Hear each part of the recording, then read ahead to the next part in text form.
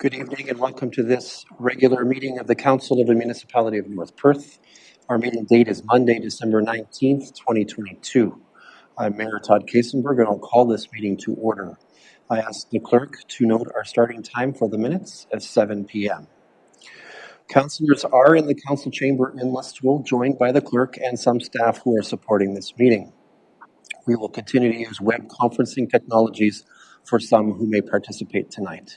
A warm welcome is extended to councillors, staff, and others who may participate in this meeting, regardless of whether using technology or physically being in attendance. We begin tonight's meeting with the playing of O Canada.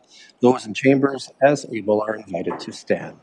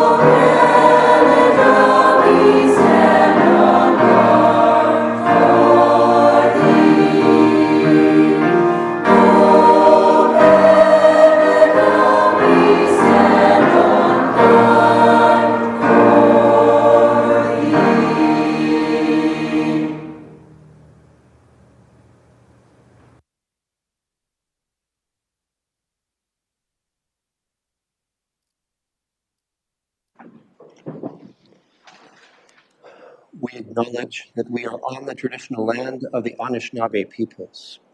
We wish to recognize the long history of Indigenous peoples in Canada and show our respect to them today. We recognize their stewardship of the land. May we all live with respect on this land and live in peace and friendship. Tonight's meeting is being streamed live on the Municipality of North Perth YouTube channel and will be available there after this meeting as an archived video. To those who are viewing this meeting via the YouTube channel, a warm welcome to you. To those present in the gallery today, by attending a public meeting of the Council, you are consenting to your image, voice, and comments being recorded. Anyone who is invited to speak will be recorded, and their voice, image, and comments will form part of the live stream. The chair and or the clerk have the discretion and authority at any time to direct the termination or interruption of live streaming. Such direction will only be given in exceptional circumstances when deemed relevant.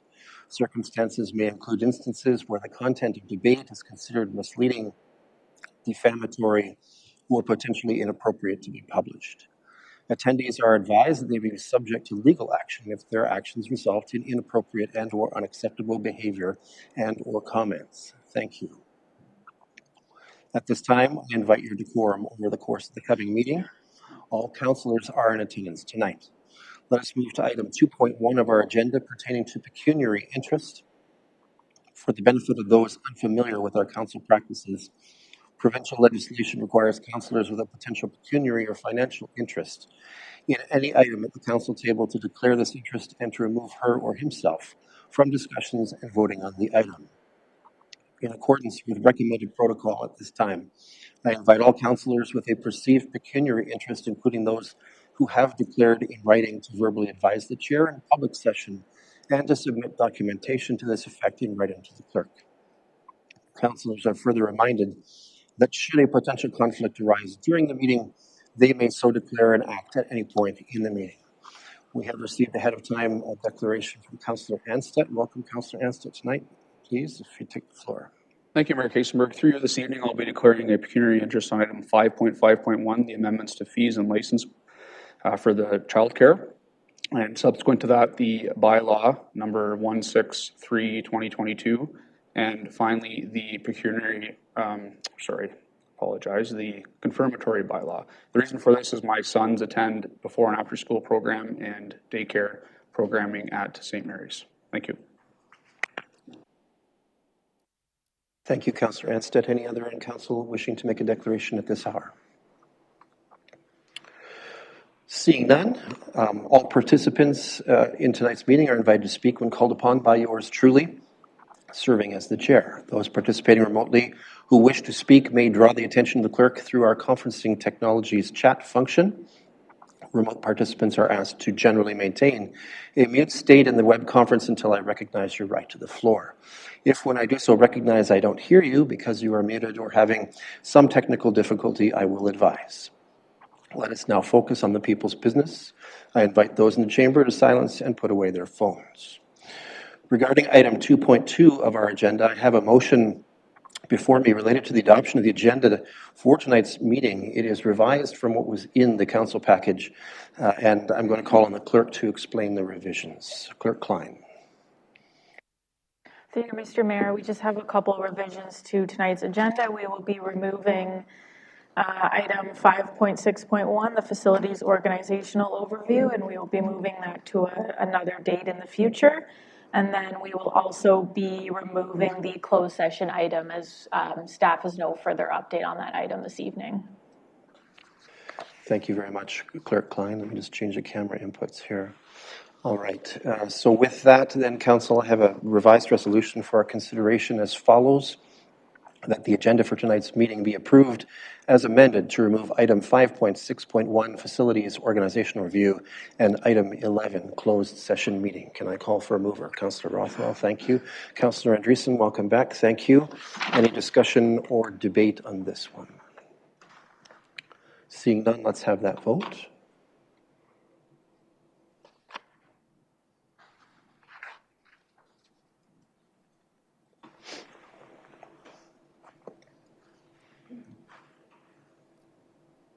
And that is carried. Thank you. Let's move then to item 3 on our agenda, the so-called consent agenda. These items are placed on our agenda because they are believed to be non-contentious, yet they require council's recognition and or action. Grouping them expedites our business. However, any councillor wishing to extract an item from the consent agenda for discussion, debate, and or individual action may do so. There are 4 items on our consent agenda tonight, including the minutes of our last regular council meeting. Councillors, do any of you have a desire to extract any of these items for further discussion or action? I'm not seeing any indication of that, so I have a motion for consideration to receive these 4 items and to approve previous council minutes as follows: that consent items 3.1 to 3.4 be received for information in the minutes of the December 12th, 2022 regular council meeting and be adopted. Can I call for a mover? Councillor Blazek, thank you. And Councillor Noonan was our seconder. Any discussion or debate? Seeing none, let's have that vote. And that is carried. Thank you. At this time, it's proposed that we move to agenda item 4. This evening, we have no public meetings for our council session. Further, we have no delegations that have asked for an audience with council in compliance with our policies at this point in time. That brings us to item number 5, reports from departments and key staff. First up is item 5.1, reports from the North Perth Library. A little change in our usual agenda numbering. In light of our ongoing training efforts for this term of council, as item 5.1.1, we are tonight going to receive an organizational overview of the North Perth Library. I'm going to call on our CEO, interim CEO of the library, Ms. Ellen Whalen, to provide us with an orientation to the library's roles and activities. And I believe Ms. Whalen is joining us remotely. Welcome, Ms. Whalen. The floor is yours. Thank you. Thank you, Mayor Kasenberg, and thank you for having me, Council. I'm just going to get set up here with my presentation.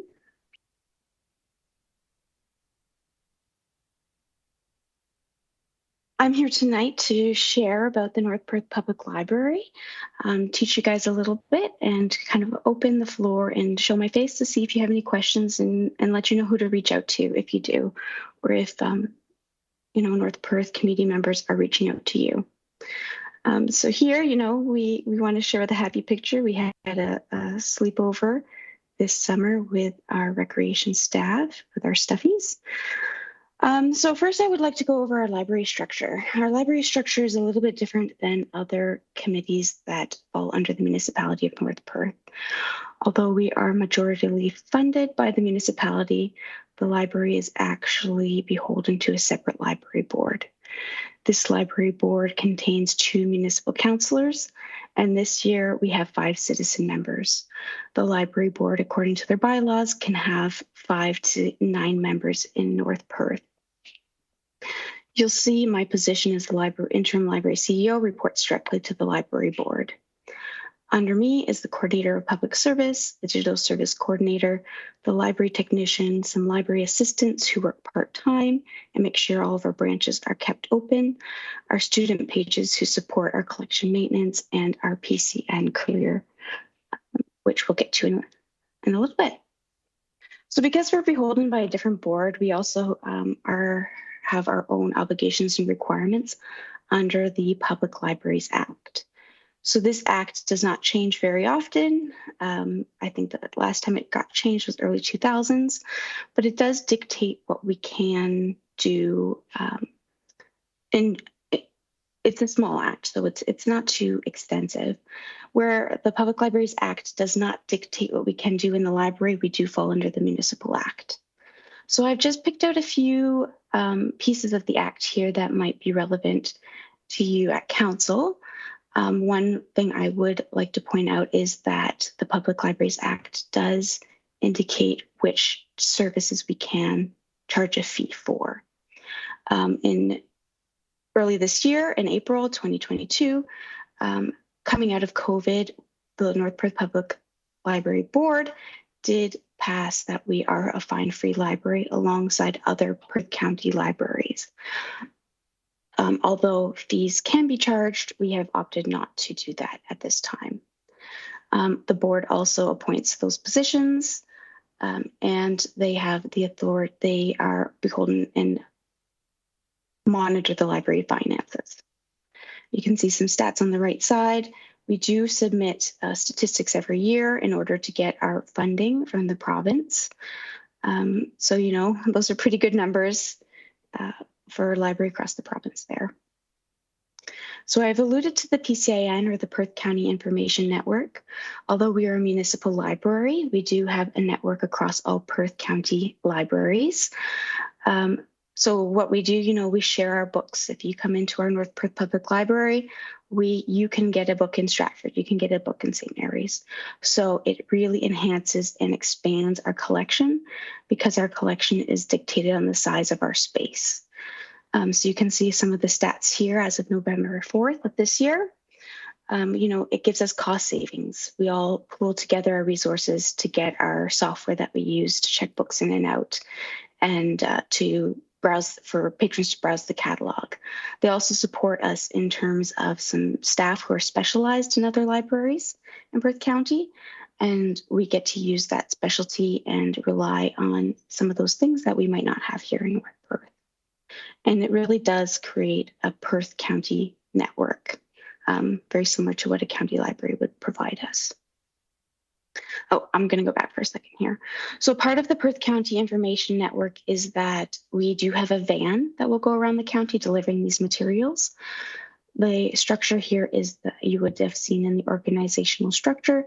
We do supervise the courier who drives the van. You may see it on the road in your travels, and it is parked in our parking lot. It's a piece of advocacy as it's branded, but it also provides a pretty up-to-date quick service moving materials around the county. So that's Perth County, but we're looking at North Perth here. We do have 3 branches in North Perth. The first one here being alphabetically, I think, Atwood Branch. Atwood Branch is open 15 hours a week.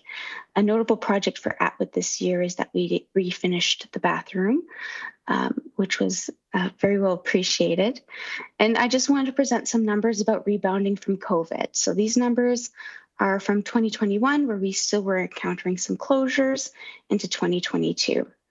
So you can see we're rebounding quite well. We've got, a 7.4% increase in checkouts and a 101.9% increase in traffic.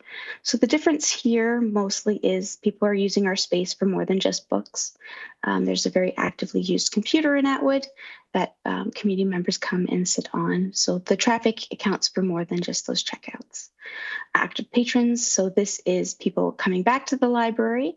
Active patrons are counting those people with a library card that have used it in the last 2 years. So you'll see these stats across all 3 branches as I go forward here. Our Listowel branch is open 52 hours a week. We, thanks to facilities, did get our outside wall redone with much positive comments from the community. You'll see as we rebound from COVID, our checkouts have gone up 21.8%, traffic about 100%, and active patrons 9.2% in 2022. And our Moncton branch, which is our newest branch, is open 15 hours a week, just like Atwood is. We're rebounding from COVID quite well. We're finally able to open the doors after the childcare center closes between the arena and our library.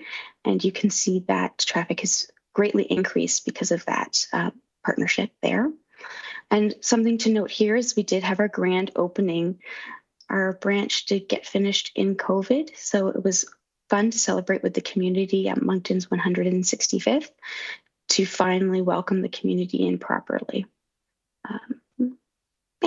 And we like to consider our digital branch a 4th branch. So this is resources that are accessible 24/7. It includes our ebooks and our audiobooks. That's that little person in the middle is our Libby Library. That's another consortium relationship that we belong to with Kitchener and Waterloo libraries. And that really, again, enhances and opens up the door for what we can purchase and bring accessible materials to the North Perth community. We also provide Mango Languages. It's just a little language software if you wanted to learn a language or brush up on some skills. We do the Encyclopedia Britannica and the Ancestry Library Edition. So this year, we also passed a new strategic plan right at the end of our last board's term. So I wanted to present that to Council today so you know where we're going and how it aligns with your own plans. So our new mission is connecting community. Previously, we were, connecting people. So we wanted to embrace and go a little bit wider than that. Our values are serving our community with excellence, always using a lens of diversity, accessibility, and inclusivity, offering quality resources reflecting intellectual freedom, which has been a pretty hot topic for libraries in the late. So as we go forward, we're going to create some strategic actions based on growing out into the community, removing barriers, and sustainability. And we hope those can align with Council and you can see the value in those. Part of those projects, we also have, it will color this project. As many of you are aware, we are working on our Access Center partnership with the United Way. This is to bring social service providers to North Perth and, which has been pretty great in building relationships as well for those service providers before the project can be really shovel ready. But this project continues as we go forward, and our strategic priorities will color what we would like to see in this project as well. So yeah, just a bit of a call of action here. If you don't have a library card, you can support us by getting a library card. I'm happy to hand deliver it or mail it and get you that library card. Walk you through those resources, as are any of our staff. Understand the Public Libraries Act. Understand where that governance piece happens between the municipality and the library. If you're at provincial tables, this is my quote that I like to repeat, there's been no provincial increase to library funding since 1990s. This is one of those services that has been downloaded to the municipalities to support. And North Perth is a great supporter of their library, and we really do appreciate that because we really do provide excellent service to our community. But there are different models in Nova Scotia. There's a provincial library model that support their lower level libraries in terms of resource purchasing and cost savings. So those are some provincial advocacy notes right now that are getting promoted at association levels for libraries this year as well. But yeah, that is my presentation. I hope it didn't take too much time. Thank you very much, Ms. Whalen. Councillors, questions?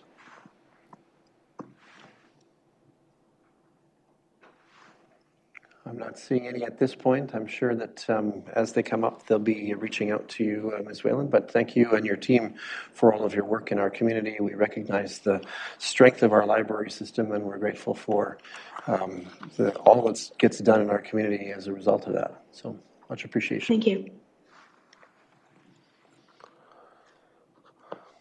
All right. Moving forward in our agenda, we have no reports from the CAO's department for tonight's meeting. That means we can turn to item 5.3. This is reports from the Strategic Initiatives portfolio. For item 5.3.1, our Manager of Strategic Initiatives, I think actually that's not right. I think it's going to be Tiffany, right? All right. So our communications coordinator, Tiffany Anger, is going to bring forward a report that presents summarized results of the 2023 pre-budget survey that has been open to all residents of our community. And so Ms. Anger is now standing in front of us. Welcome. We look forward to your report. Let me turn on your microphone. Let me change the camera as well.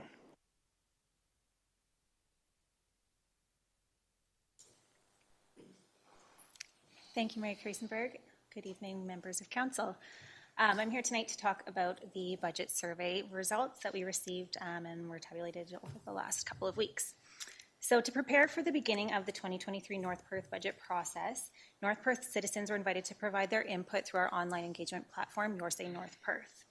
The public consultation was advertised through social media, the municipal website, local print, and radio media.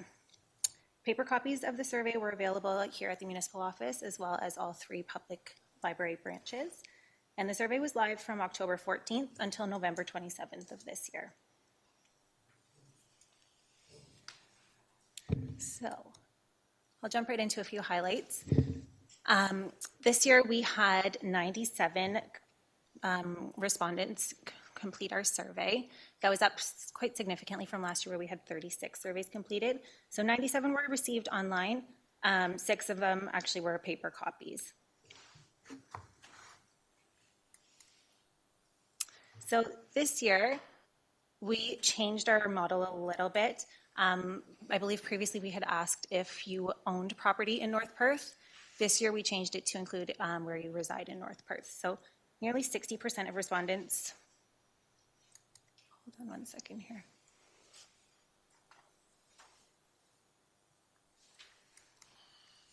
This isn't the right presentation. Can you flip it to what's in the council package? Sorry.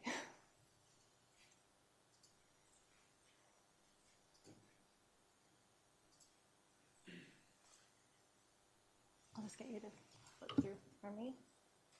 Yeah, so there's that top one. Okay, sorry about that.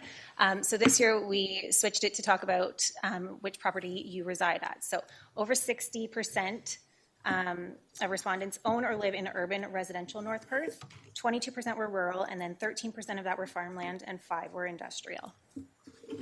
Slide.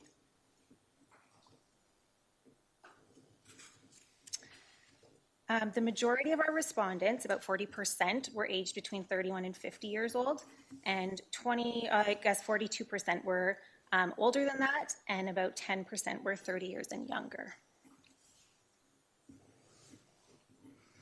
When given the opportunity to select 3 options, the top topics that respondents would like to learn more about the municipal budget were the breakdown of their tax dollars, what services are received for their tax dollars, and how their taxes are calculated.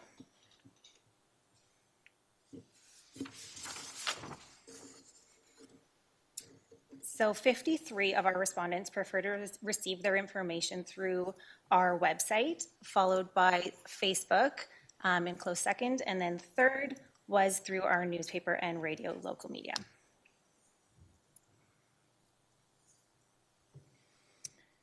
The top 5 concerns currently facing the municipality at this time, I've kind of highlighted them on the slide as well, and I trust most of you have had a chance to review some of this. I understand it's kind of small to see up here, but traffic issues were first, followed by healthcare recruitment, and then general infrastructure, and then property taxes and crime and criminal activity. We're rounding out the top 5.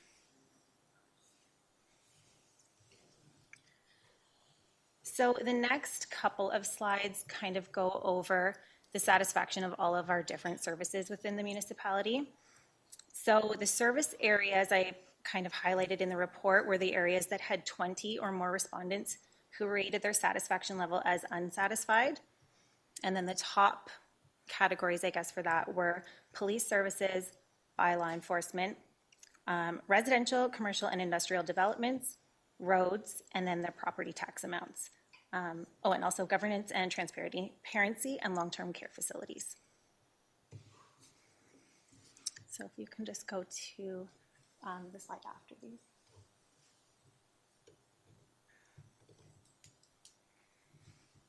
We provided an open-ended question and asked the residents to share any comments they had regarding their satisfaction with the delivery of these municipal and county services. And some of the feedback that we received included requests for green bins for food waste, healthcare recruitment, an indoor swimming pool, I won't name all of them, but affordable housing, roads and sidewalks in disrepair, and better enforcement of our bylaws.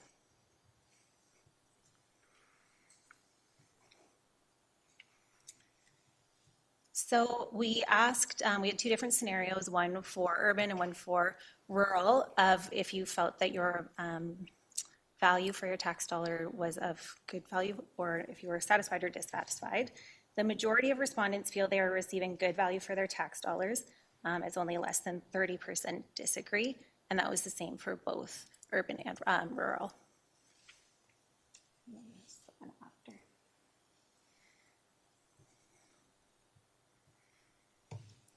Okay. So we then asked, what are 3 service areas where you would like to see more tax dollars spent? Top 3 for this one, it's a little tricky to see as well, but we're public works, facilities, and then our North Perth special initiatives. The question following that was where you would like to see less tax dollars spent. Perfect.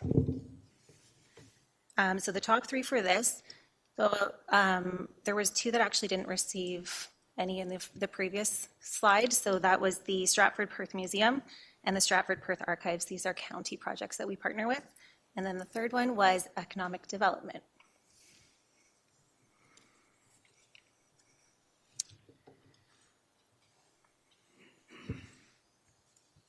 So similar to the last one, we asked respondents to share any comments they have regarding where you would like to see more or less tax dollars spent. So a lot of that went back to infrastructure with streetlights and that type of stuff, sidewalks. These were just kind of some of the similar themes that we received: healthcare, recruitment, indoor pool, affordable housing, similar to the last question. And for less, as I just highlighted, the county projects were a big thing that people were less supportive of, as well as staffing and climate change.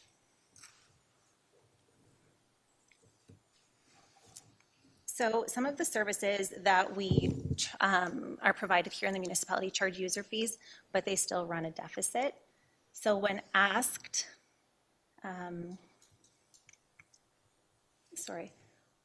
when asked how they felt about that, if they are supportive or not, most respondents would support an increase in user fees to reduce this deficit. This was mostly for facilities, programs, and our cemetery.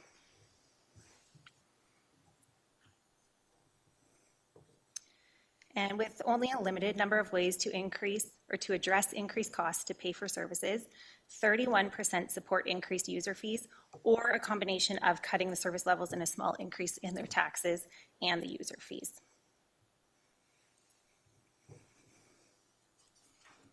And then 36% of people do not support increased property taxes. This was the option that they would choose to support the least as a way to balance this. And then our last question for this part of it was how important it is that we set aside funding to replace infrastructure for future needs. And 80% feel that this is a very important thing for us to do to plan for future years.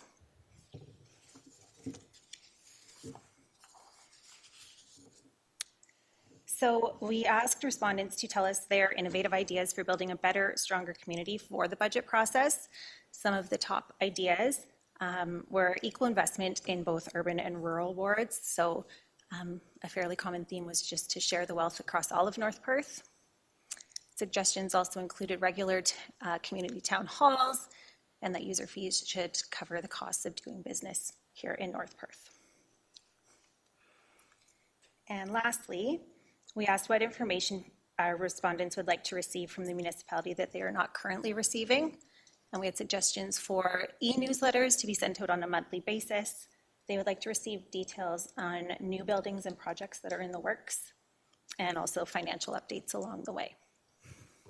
So although the survey results cannot be assumed to represent the opinions of North Perth as a whole, we did only have 97 respondents, but they do provide valuable information for council to consider during the 2023 budget process. I am happy to take any questions.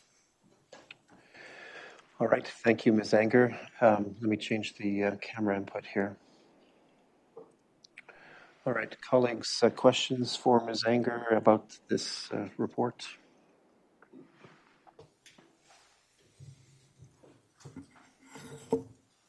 I'm not seeing any. I have a resolution then for our consideration as follows: that the Council of the Municipality of North Perth receives the results of the 2023 budget survey as information. Councillor Anstett, thank you, and Councillor Richardson will be our seconder. Any discussion or debate on this? Seeing none, let's have that vote.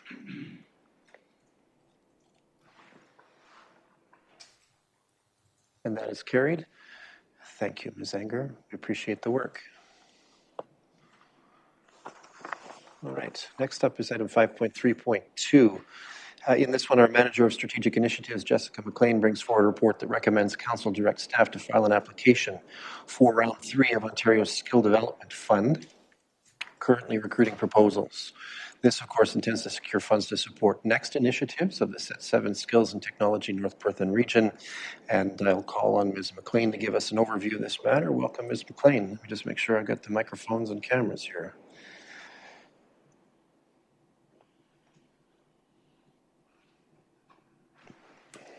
Thank you, Mayor Kaysenberg, and good evening, Council.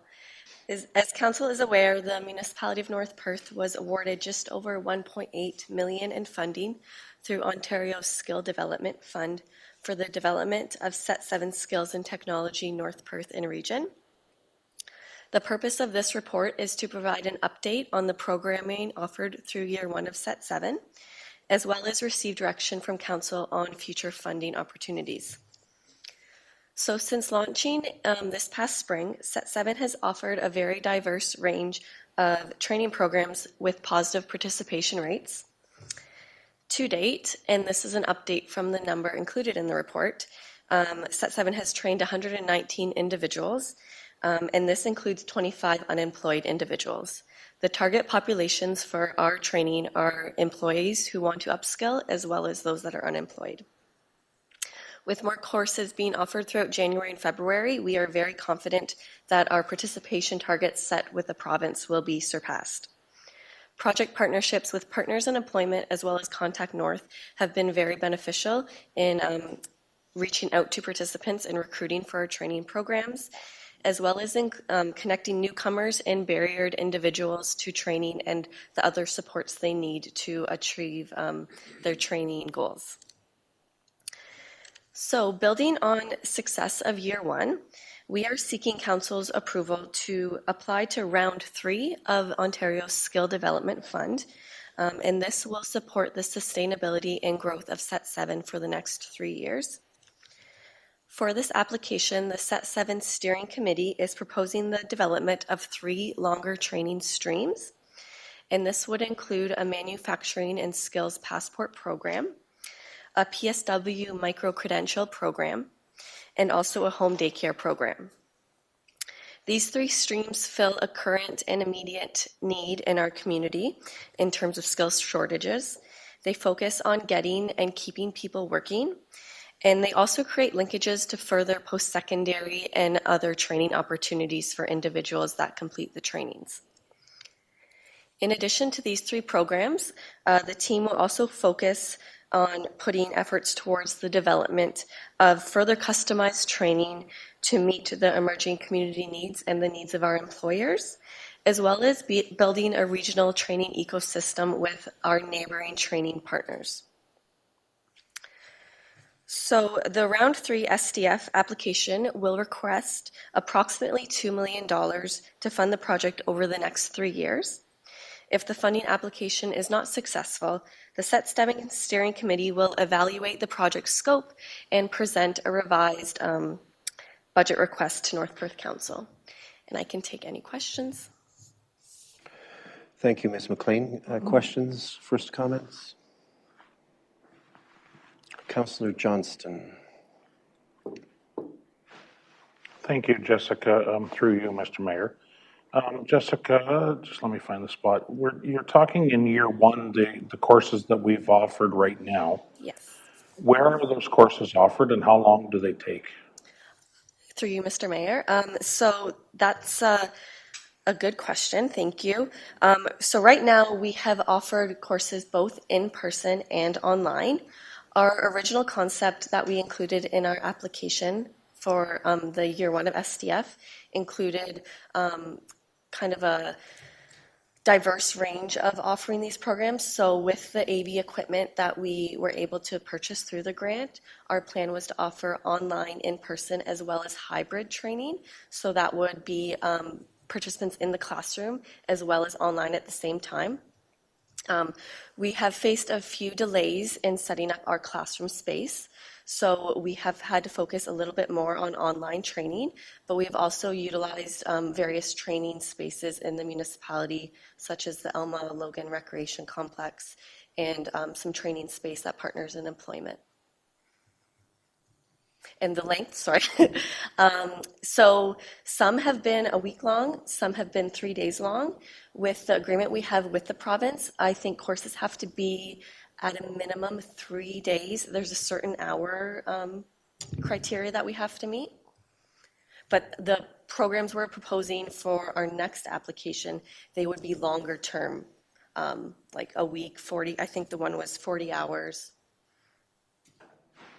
Supplemental to that. And that 1.8 million we got, that covers all the expenses for teachers or profs or whatever we're calling them, leaders, and all the equipment that we need, the AV equipment and stuff, that covers it all. Yeah, through you, Mr. Mayor. That covered both administrative, operating, and capital costs for year one of the project.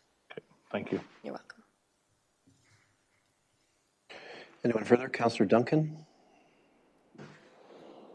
Thanks. So that 1.8 is spent. So if we didn't get funding for this round, you said you would come back to council for a budgetary request for levy dollars to keep funding the program. Is that correct? Through you, Mr. Mayor. So if our application was not successful for round 3, that conversation would have to come back to the steering committee to come up with a revised scope. I would assume it would not be as large as what we are thinking about right now, and looking at any other grant opportunities too that we could apply for. Okay, thank you. Councillor Blazek is next. There are some changes being made at the EMCC to accommodate Set 7. Do you know why, or could you explain to me why that facility was chosen over any of our other facilities that may not have required changes being made, or maybe they would have anyway? Through you, Mr. Mayor, I may ask the CIO for his insight on this, as it was a little before my time. 13B. So at the time of the initial application, we really looked at some of the space in our municipality that was underutilized, especially from the Monday to Friday daytime hours. And although it wasn't exclusive to the EMCC, at that time it felt that they had the space and the opportunity to have the classrooms. The physical layout has changed significantly for over the course of us receiving the application because it's been a moving target as to what the requirements of Set 7 as well as the physical requirements of the building can handle. But that was the reason at the time.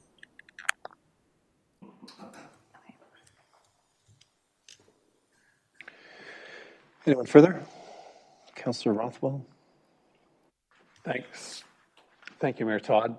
Through you, and just further to the previous question, the changes, I guess this is be through to CO Snell, given the fact that he had some additional comments. The changes that are being proposed at the MCC, were there discussions with some of the other users of the facility, or were they after the fact? Like, the concern is in terms of any changes and the implications they would have for our for the capacity of the hall. Thank you.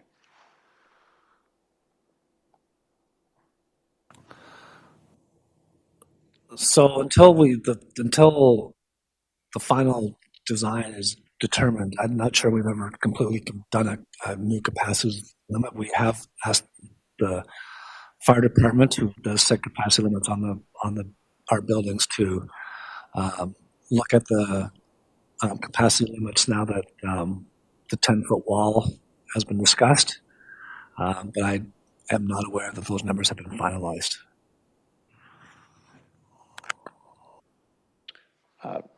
Just further, hopefully it's as I understand, there is some concern that's been expressed within the community in terms of possible changes there and the potential impact. So I would just encourage the CAO and the steering committee to have those discussions through our facility staff with some of the major users there, so that we can address concerns that may arise. The hope would be that my understanding is that these are not situations where we're going to have, in terms of the presentation, these are going to be through the classes will be through the week, as opposed to being in conjunction with or at the same time as some of the other uses of the building. So it would be my hope that we would certainly not be negatively impacting some of our space users in terms of their larger event times, but also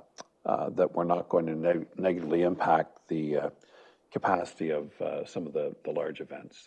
That's the hope and discussion. I'm sure staff are aware of the desire to have those ongoing conversations with our major space users in all of our facilities, but specifically the MCC that I was made aware of.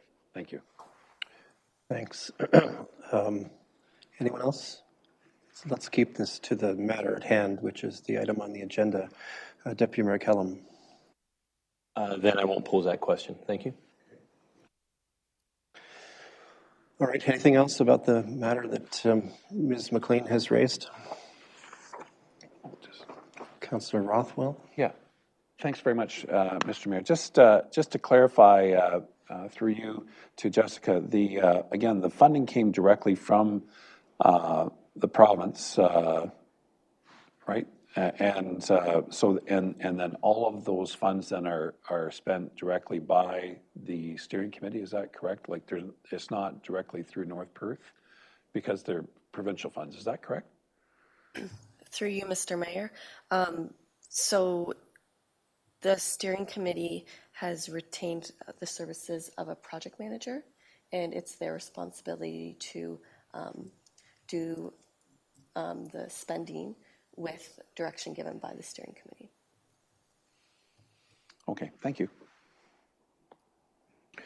Okay, anyone else on the matter on the floor? Okay, I have a resolution then for our attention as follows. The Council of the Municipality of North Perth directs the Manager of Strategic Initiatives to submit an application for the Set 7 Skills and Technology North Perth and Region project to round 3 of the Skills Development Fund. Can I call for a mover?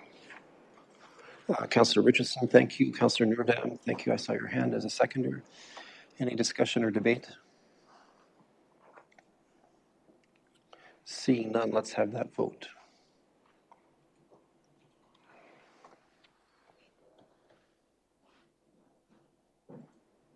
I'm in favor.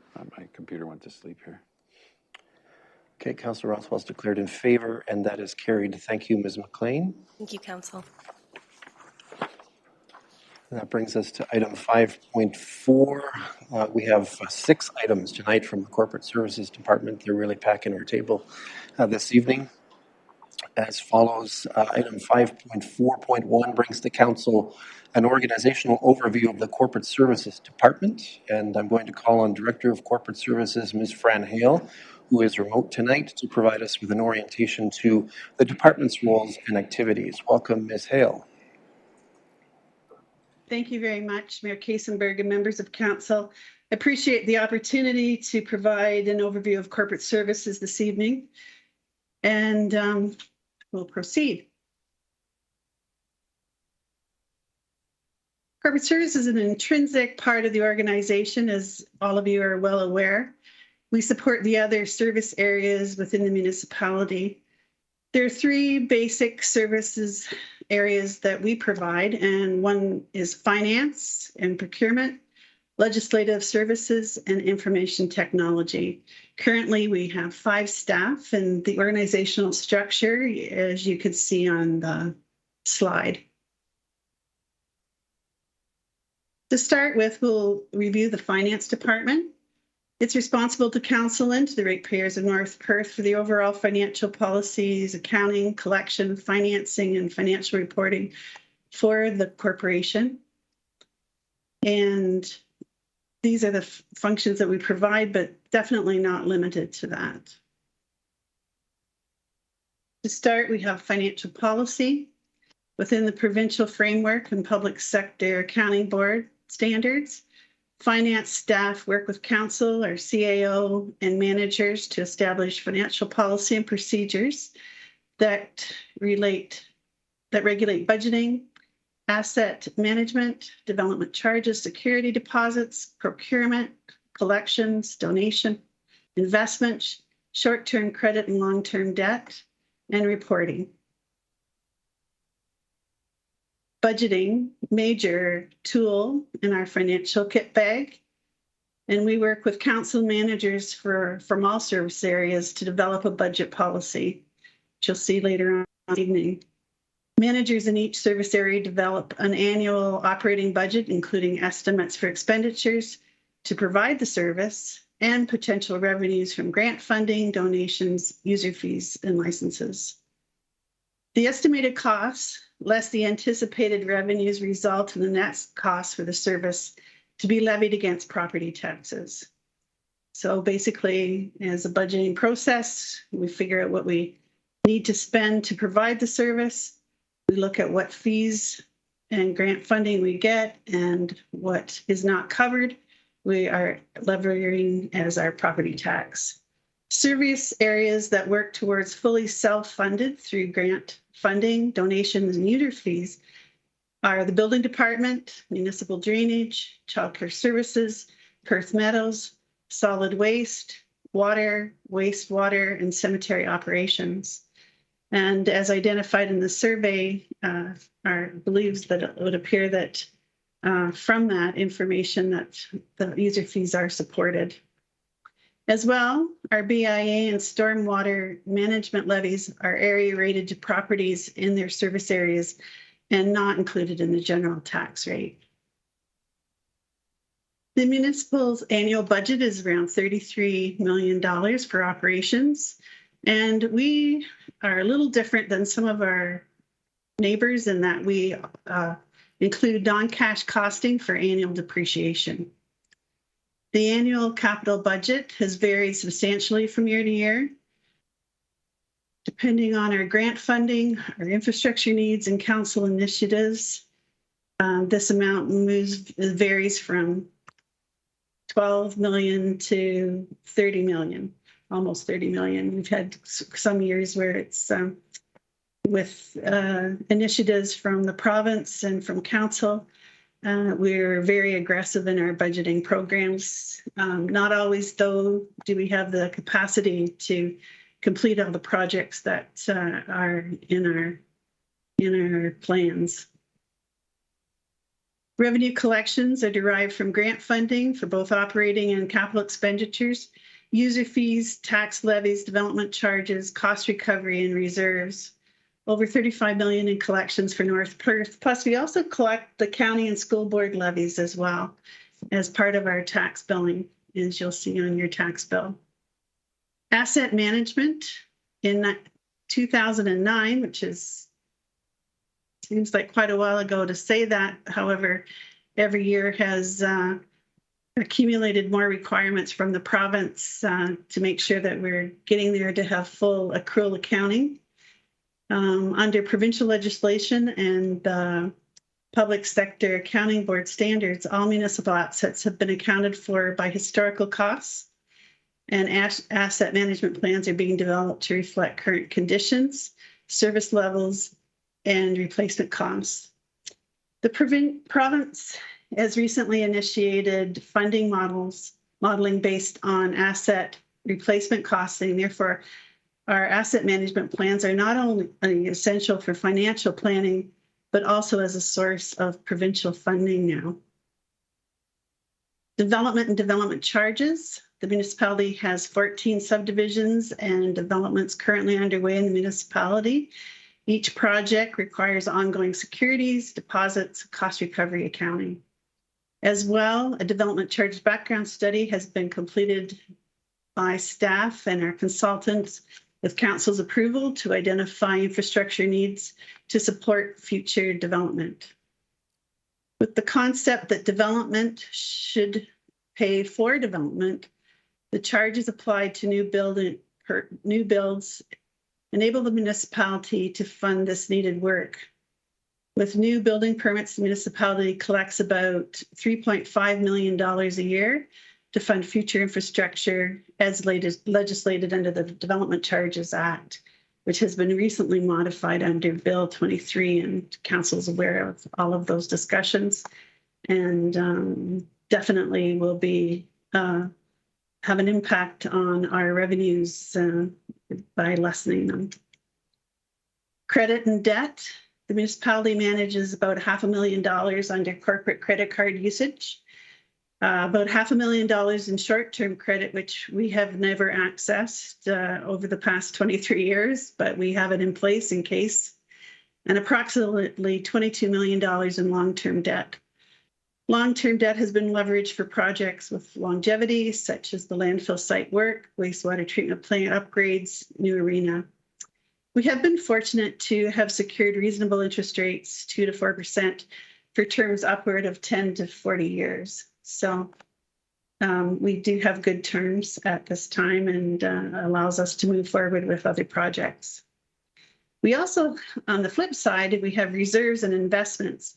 Currently, the municipality has $25 million in long-term investments. The investments have varying maturity dates over the next 5 years. The investments have been made to maximize current reserves and segregated surpluses and deferred revenues that we have on hand.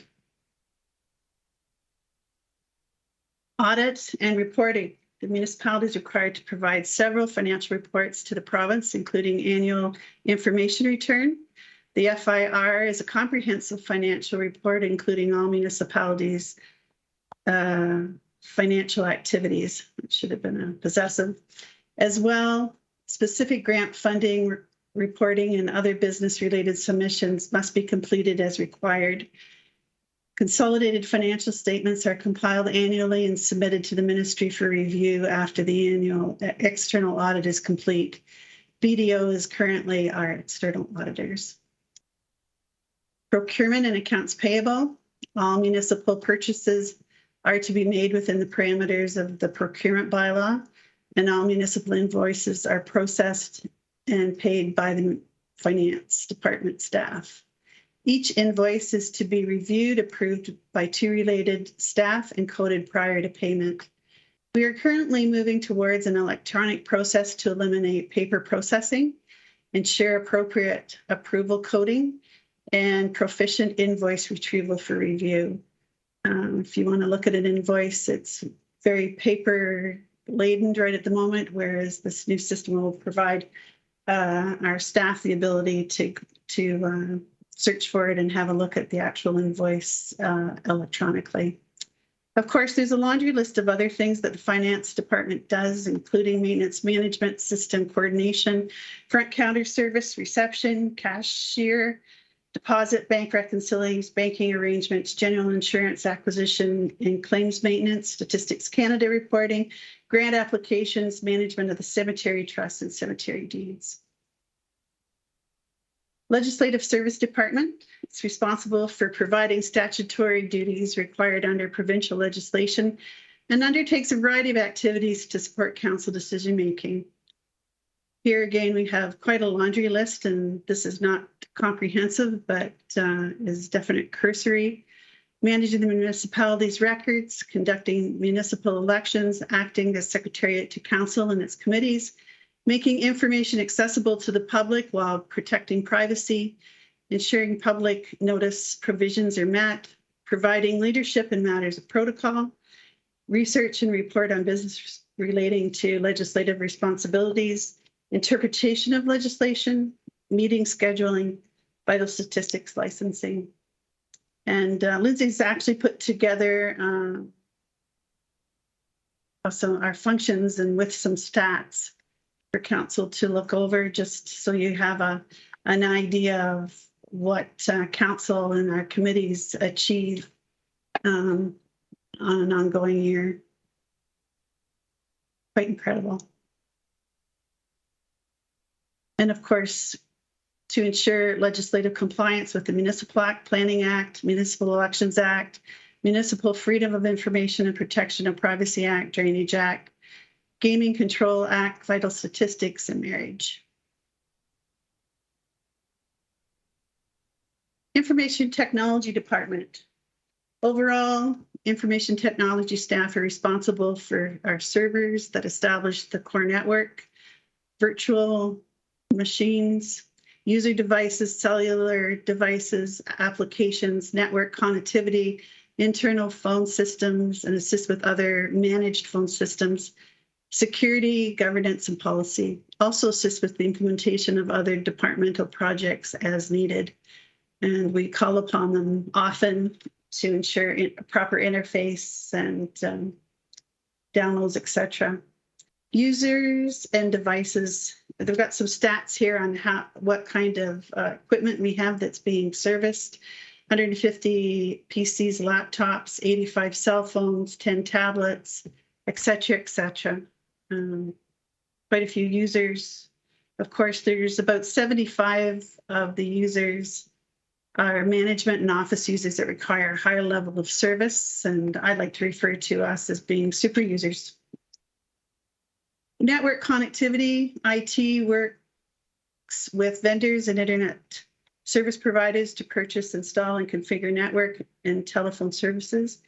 Equipment includes routers, switches, Wi-Fi, firewalls, point-to-point, radio, and other failover connectivity. Applications. North Perth IT supports and assists with almost all applications within corporate North Perth. Some of these include financial packages, Microsoft 365, antiviruses, endpoint management, asset management, payroll, and disaster recovery applications.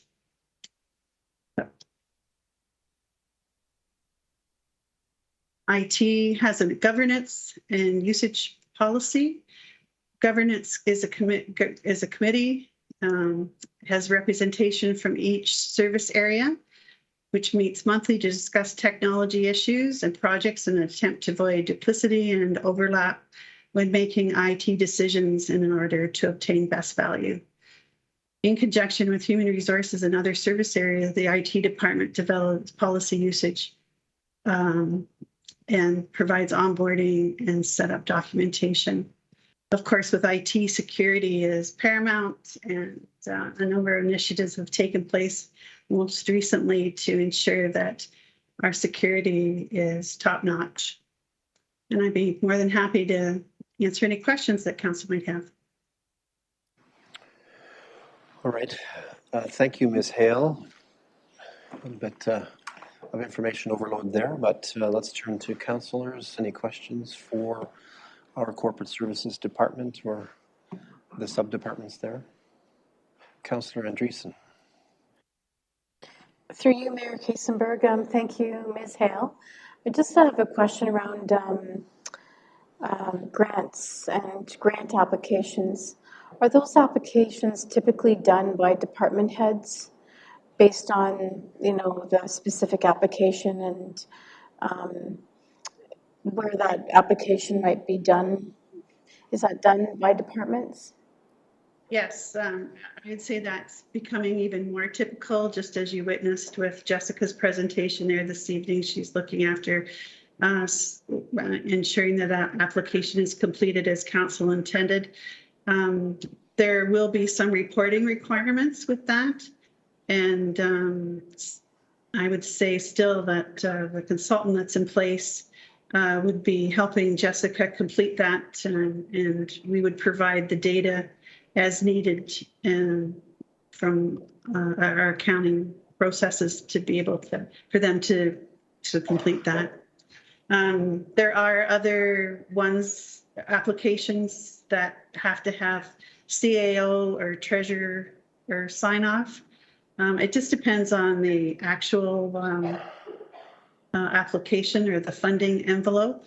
We do have some that are unconditional and some that are conditional that we get annually that require ongoing reporting, and as to how the funding were used like through our OCIF funding and etc.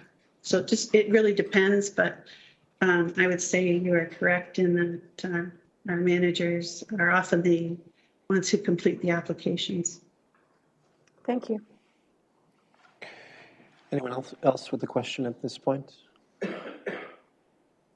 Okay, so thank you, Ms. Hale. The report that she's given us does not require a motion from council, so that allows us to move forward to the next item on our agenda. And special thanks to all the members of the Corporate Services Department. We've gotten a sense of, at a very high level, of what they do, and I think you can appreciate how they keep things moving and the glue that keeps it all together, especially for council. Giving the clerk a nod. Thank you. All right, let's move on to item 5.4.2, and the clerk has had to be busy as well. Council is asked to appoint for a 2-year term a closed meeting investigator. I'm going to call on North Perth Clerk Lindsay Klein to explain the role and our obligations towards making this appointment. Welcome, Ms. Klein. Thank you, Mr. Mayor. Through you to members of council. So I do have 2 reports on the agenda tonight from Legislative Services that are somewhat related, and as the Mayor mentioned, the first is being the agreement with our closed meeting investigator. So the Municipal Act requires that all council meetings are open to the public with specific exceptions and requirements that must be met in order for council to meet in closed session. And any member of the public can request an investigation into whether the municipality has violated any of the open meeting exceptions. And North Perth has appointed a closed meeting investigator to conduct these investigations.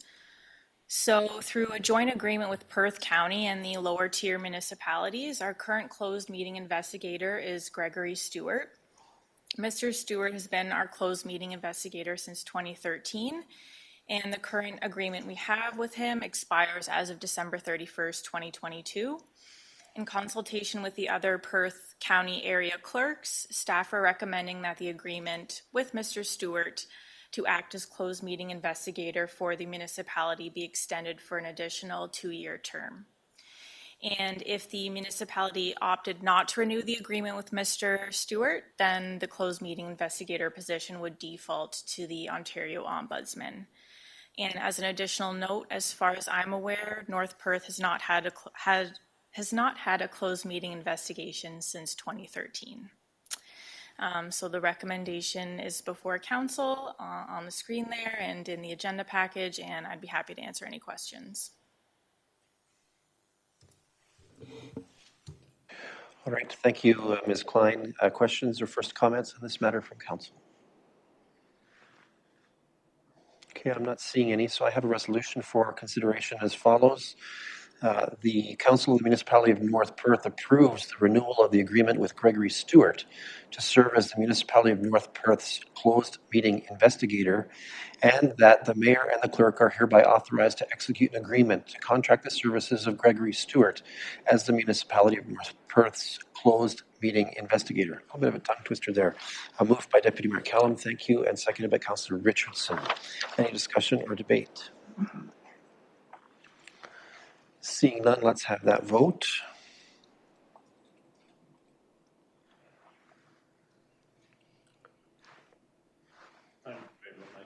And Councillor Johnston is voting manually in favor, which means that that is carried. Thank you very much. Let me just change my inputs once more. All right, so we have next then item 5.4.3. Council is asked to appoint for a 2-year term an integrity commissioner. Take note, colleagues, that a change is proposed as a result of the change in services offered by Mr. Stewart, our integrity commissioner in recent years. Ms. Klein is already at the podium, ready to explain this to us. Welcome again, Ms. Klein. Thank you, Mr. Mayor, through you. So as mentioned, Mr. Gregory Stewart is currently our integrity commissioner as well as our closed meeting investigator, and he's not going to be offering the integrity commissioner services after the end of his contract at the end of this month. So just a little bit of background about the integrity commissioner. It is a requirement by the Municipal Act that every municipality does have an integrity commissioner, or IC, who performs in an independent manner various functions assigned by the municipality related to the application of our code of conduct. The IC can provide advice to members of council and also provide education on rules and policies governing ethical behavior. So in preparing for the expiry of Mr. Stewart's appointment, and we do have a joint agreement with Perth East appointing Mr. Stewart. So we issued a joint RFP between North Perth and Perth East for a new integrity commissioner, and that RFP was issued in November. One bid was submitted in response to the RFP, and following an evaluation of the respondent, staff are recommending the appointment of Guy W. Giorno, or Guy W. Giorno, of Fasken Martineau Dumoulin LLP law firm, and his appointment would commence on January 1st, 2023 for a 4-year term. So Mr. Giorno has extensive municipal law experience and provides integrity commissioner services to other Ontario municipalities. As a municipal integrity commissioner, Mr. Giorno has handled numerous code of conduct complaints, conducted investigations, issued reports, presented to municipal councils, and has advised municipalities on ethics issues.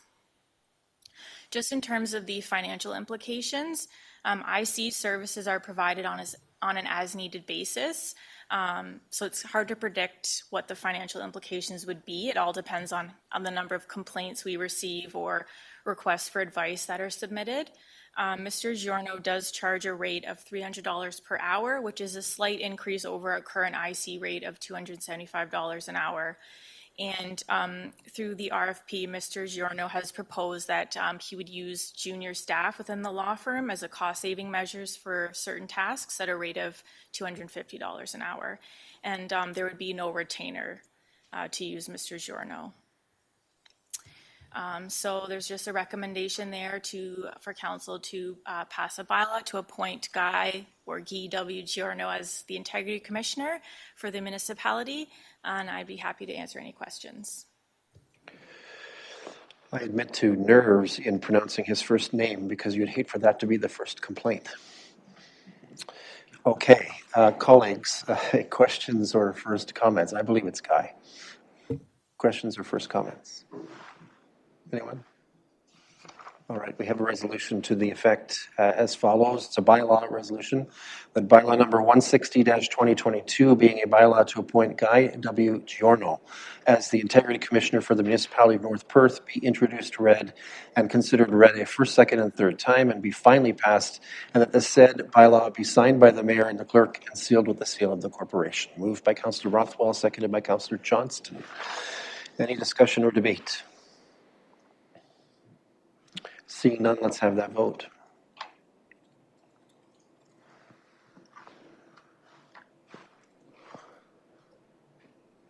Can we change the eScribe view so that I can see the progress of vote here? All right, that is carried according to my screen. Thank you. So Mr. Giorno will be appointed and we will promulgate an appropriate contract. Thank you. Next up then is item 5.4.4. Now we get into the financial stuff. The Deputy Treasurer has brought forward a report that presents to Council an asset retirement obligation policy.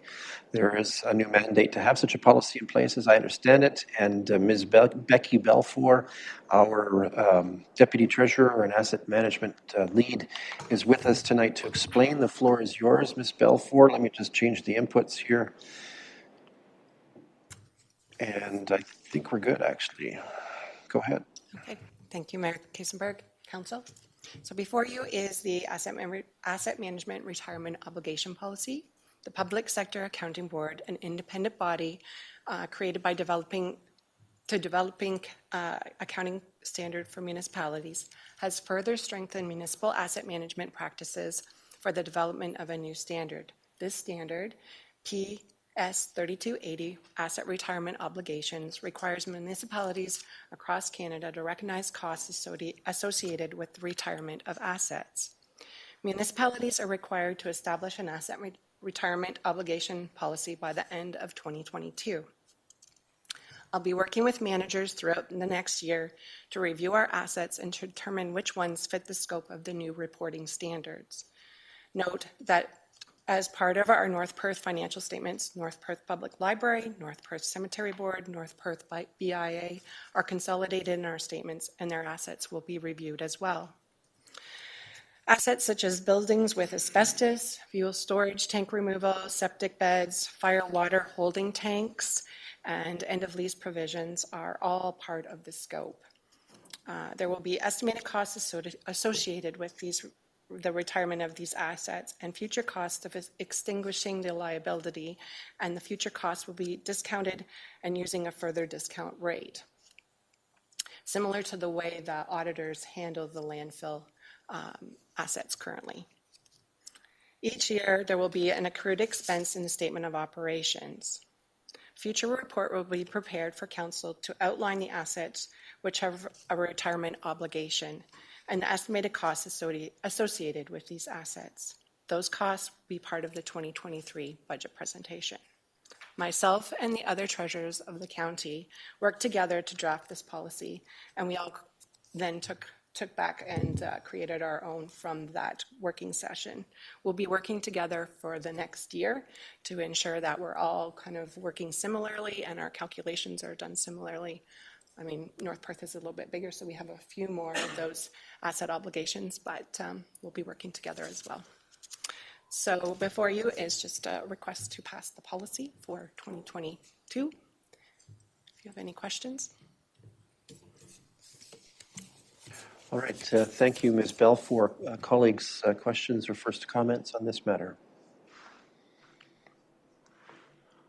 I'm not seeing any, so we do have a resolution recommended to us as follows, that the Council of the Municipality of North Perth approves the Asset Retirement Obligation Policy as of December 19th, 2022. Can I call for a mover on this one? Councillor Blazek, thank you. Councillor Anstedt will be our seconder. Discussion or debate? Seeing none, let's have that vote.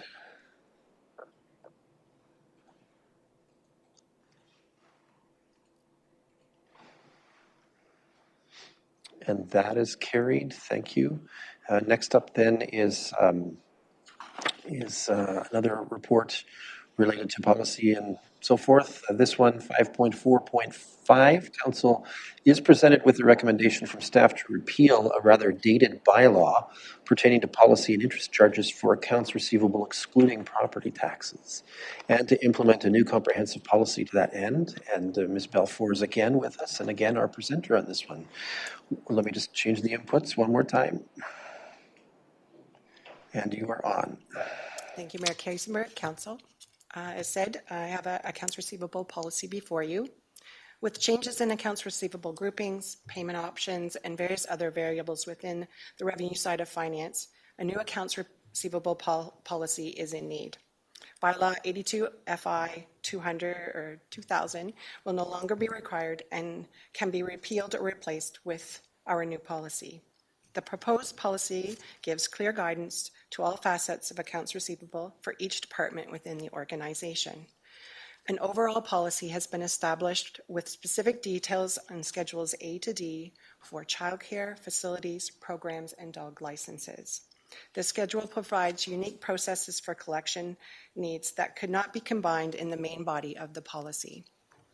It was very difficult as we were pulling things together to make one policy that could cover everything.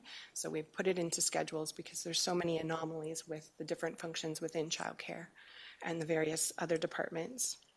Bylaw 163/2022 amends Schedule B of the Fees and Licenses bylaw to match this policy, which includes item number 9, administrative fee for issuing refund in the amount of $10. Customers have the option to leave any credit on the account for future services or transferred to another account taxes if they wish. If they wish to have this refunded, there will be a fee of $10. Number 13, surcharge on landfill account balances less than $30 was in the previous accounts receivable policy, but never part of the fees and license schedule. So we've added it for future. Not that we charge it very often, but it wasn't there, so we've added it. Number 29, minimum amount to be transferred to collection agency has been established as $50 as part of the policy. We didn't really have anything in there before, but to put anything lower, the costs associated would not be worth our while, so we established a $50 fee, anything above $50. This new policy gives staff great guidance and direction required to process accounts receivable from initial billing to final collections. The financial implications for the new fees are minimal. However, it provides a framework for the processing and collection of money by the municipality for goods and services and delivered and are used by our customers. So, if you have any questions? Thank you, Ms. Belfour. Questions or first comments from council? Let me just change the inputs here again. Colleagues, anything on this one? I think the one thing that intrigued me was that you were asked to repeal a quite dated bylaw, but we're not replacing it with a bylaw. We're actually saying that a policy is sufficient and of force. So can I just get clarity on that? I'm going to have Clerk Klein speak to that one. Through you, Mr. Mayor, the municipality isn't required to pass bylaws to implement all policies. I think maybe that was how it was done historically, so that's why we're asking council to repeal the bylaw for the old policy, but I don't believe it's necessary to pass a bylaw to establish a new policy. Good, thank you. I just was curious, we're doing something interesting here. All right, any other questions or first comments about this matter? Seeing that, then I have two resolutions that bear. The first, as proposed, is as follows: that the Council of the Municipality of North Perth approves the accounts receivable policy and attached schedules A to D, dated December 19th, 2022. Can I call for a mover? Councillor Duncan, thank you. Councillor Noonan will be our seconder. Discussion or debate on that one? Seeing none, let's have that vote.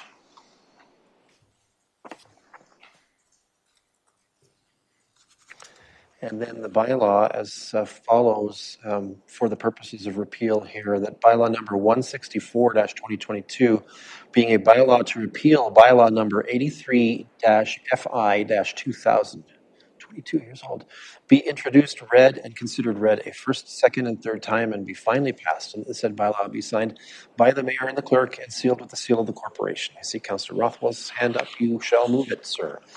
Councillor Richardson will be our seconder. Thank you. Any discussion or debate on this one? Let's have that vote.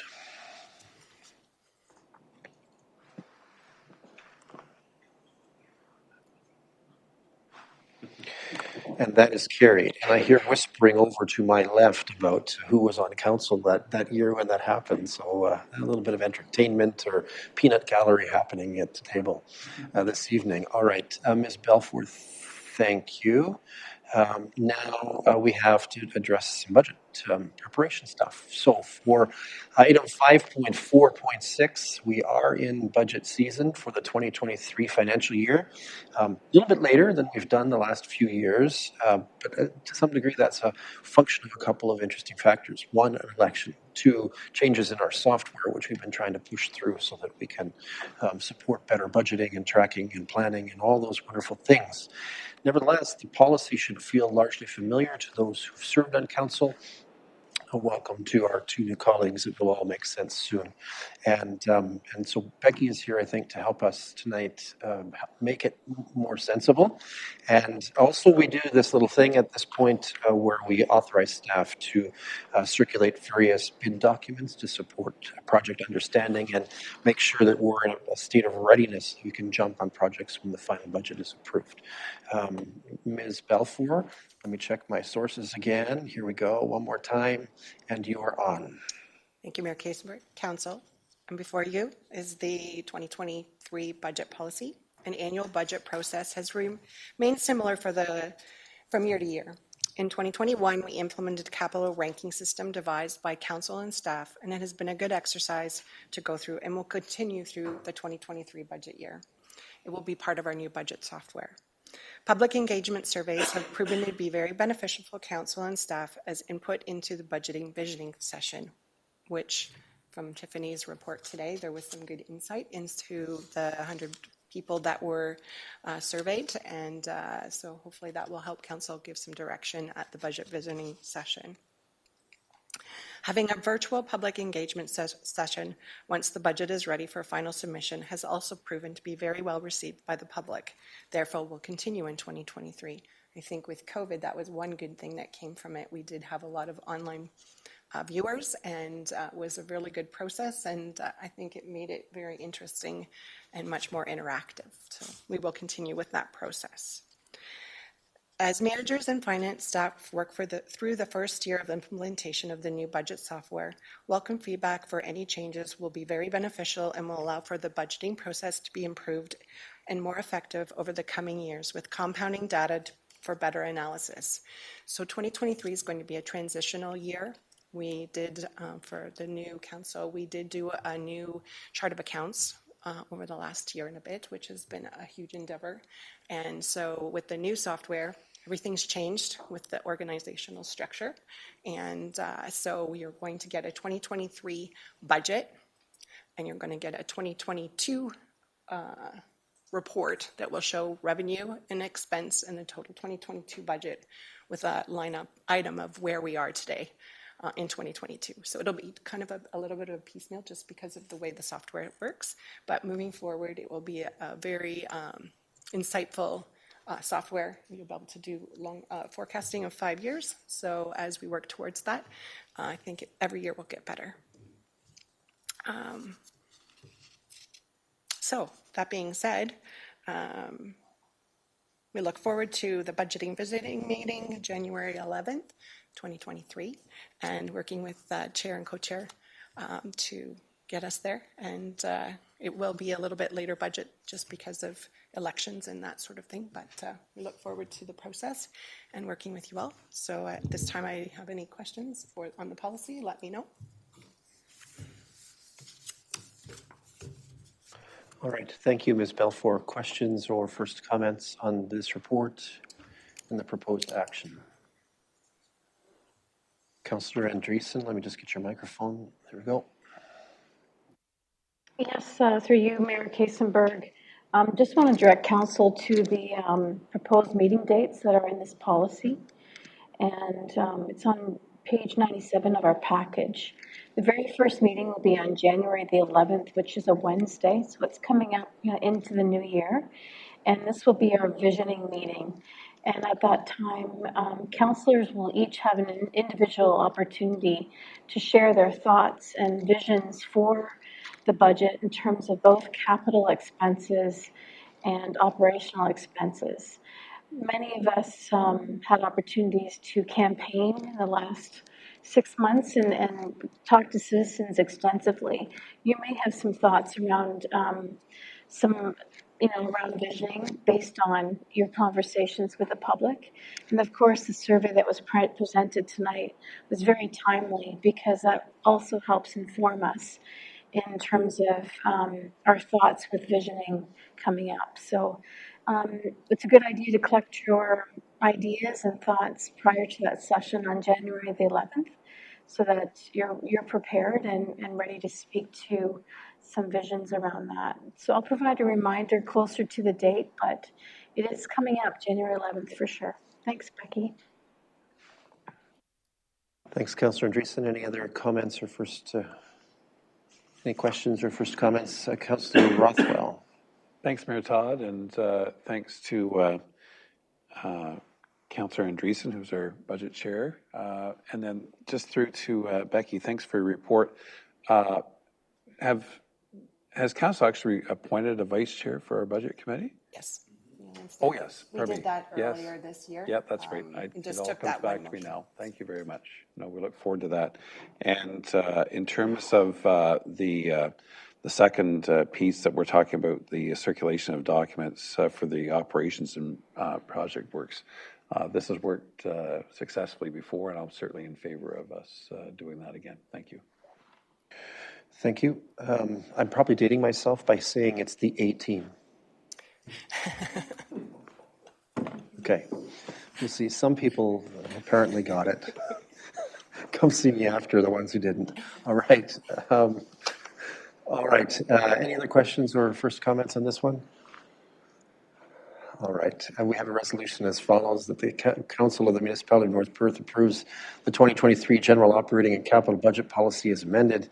A copy of the 2023 General Operating and Capital Budget Policy is attached for reference, and that the Council of the Municipality of North Perth authorizes managers to circulate bid documents for 2023 operations and project works prior to budget approval, conditional on Council approval of the 2023 budget. Can I call for a mover? Councillor Andreessen, thank you. And Councillor Anstett is the seconder. The A team has stepped up. Any discussion or debate? Seeing none, let's have that vote.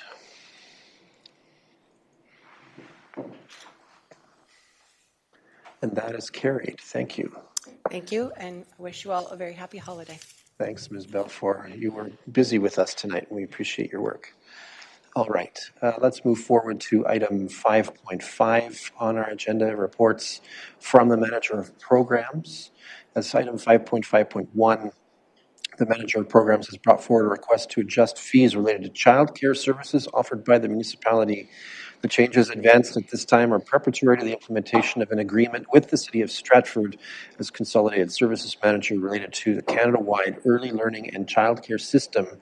I'm not going to try to repeat the initials of that one, being established by the Government of Canada.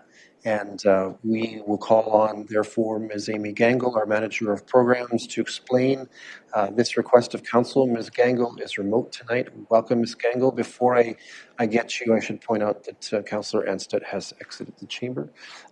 Deputy Mayor Kellam. Yes, sir, Mayor Kaysenberg. I would also like to declare pecuniary interest on items 5.5.1, 8.3, and 13.1, as I have grandchildren that attend both child care centers. Thank you. All right. Thank you, Deputy Mayor Kellam. So at the point of contact here, Deputy Mayor Kellam is exiting chamber as well with a declaration made now. Now we can turn the floor over to Ms. Gangle. Ms. Gangle. Thank you, Mayor and members of Council. Can you hear me okay? We can indeed. Okay. Perfect. Thank you. So as most councils aware, on October 3rd, 2022, made a resolution for the municipality of North Perth to enter and enroll in the Canada-wide Early Learning Childcare Centre.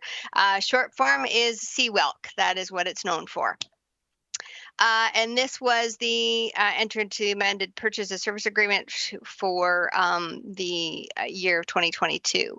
So we are anticipating, we've heard that probably next week we will receive a 2023 purchase agreement with the City of Stratford. And this is going to reflect our requirements for CWELC for 2023. One of those we do know from the Ministry of Education. This is the reduction of our parent fees that become effective January 1st, 2023.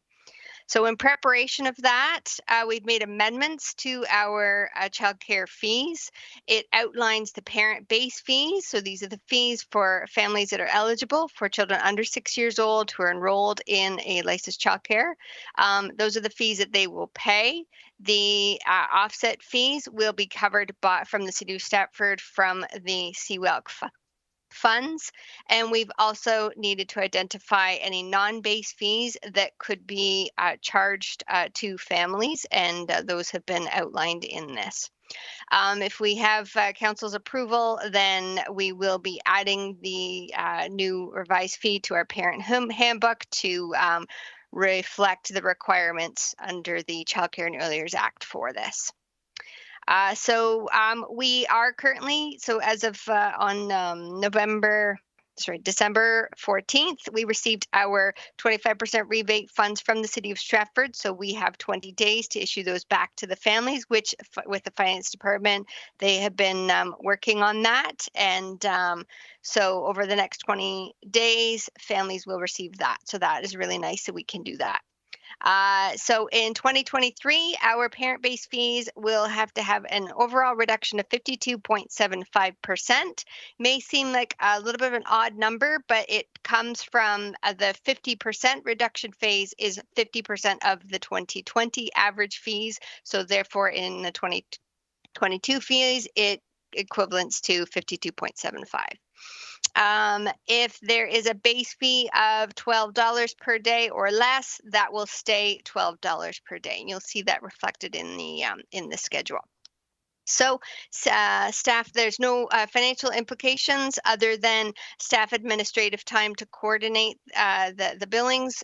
Part of that is what we normally would do anyways, adjusting the fees. The City of Stratford the CWELC funds will cover the offsets of our pre-CWELC funds. So staff are seeking approval for the amended childcare fees. Happy to answer any questions if anyone has. All right, thank you, Ms. Gangle. Colleagues, questions or first comments?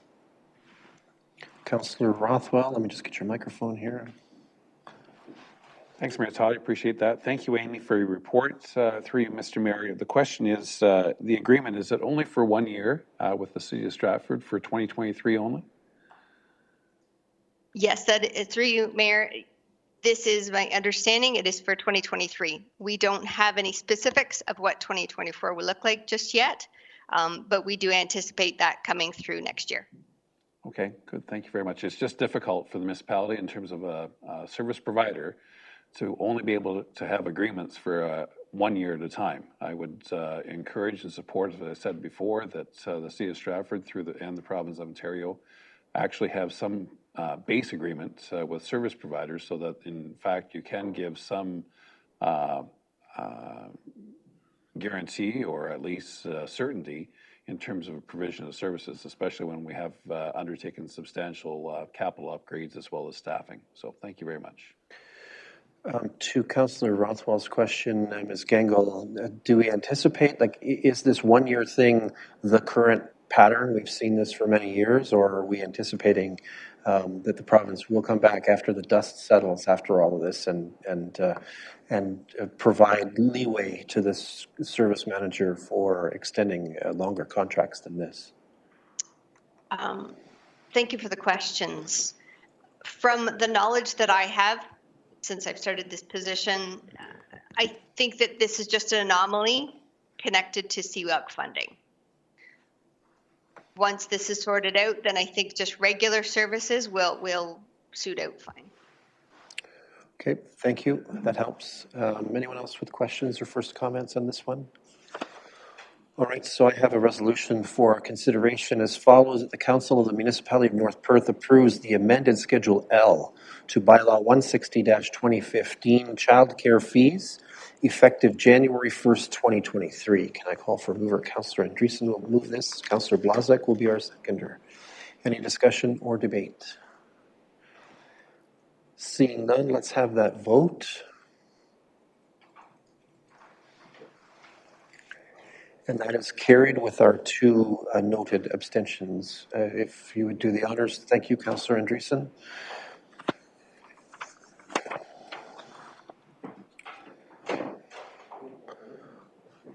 All right. Thank you, Ms. Gangle. We're going to move forward. This will be the last one before a break. We're going to take a break after this one, a bio break. So we have item 5.6.2. This is coming from the facilities team. They brought forward recommended changes to the municipality's alcohol policies and procedures document to be effective, I gather, on approval. And while I'd be delighted to call on Mr. Newell, he's not with us tonight. He's not feeling well, but CAO Snell is taking his place at the podium. And so we'll turn this over to CAO Snell.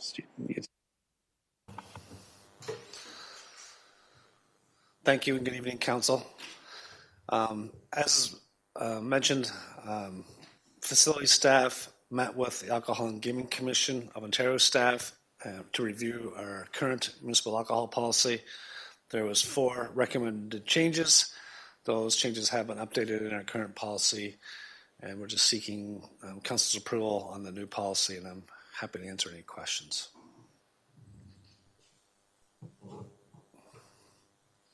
All right, thank you, CAO Snell. Any questions or first comments on this matter? Seeing none, I have a resolution for consideration as follows: that the Council of the Municipality of North Perth approves the changes to the municipal alcohol policy and procedures document on December 19th, 2022. Can I call for a mover? Councillor Richardson, thank you. Councillor Noordam will be our seconder. Any discussion or debate on this one? Seeing none, let's have that vote.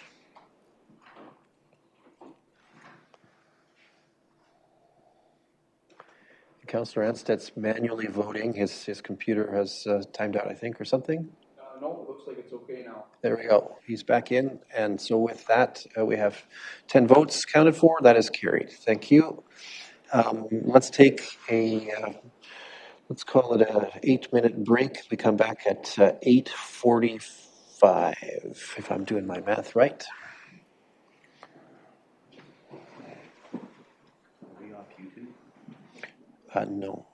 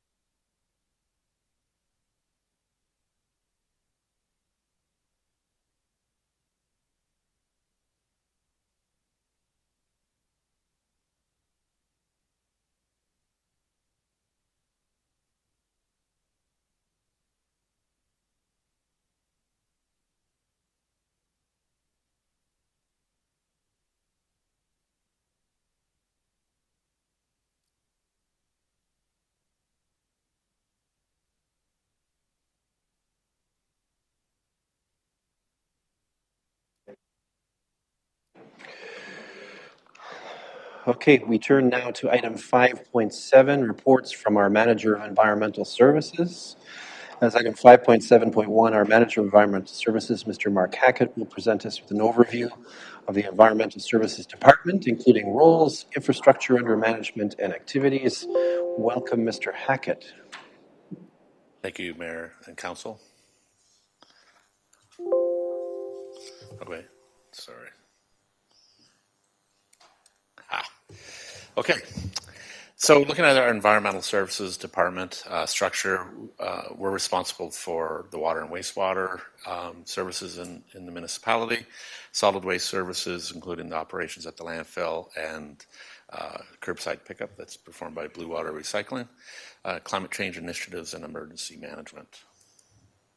So looking at my role, some of the responsibilities I have to look after solid waste, water and wastewater operations and maintenance, annual operations, including budgeting and capital forecasting for all of the department, responsible for all landfill water and wastewater compliance and reporting as required by the various environmental compliance approvals, or ECAs as they're known.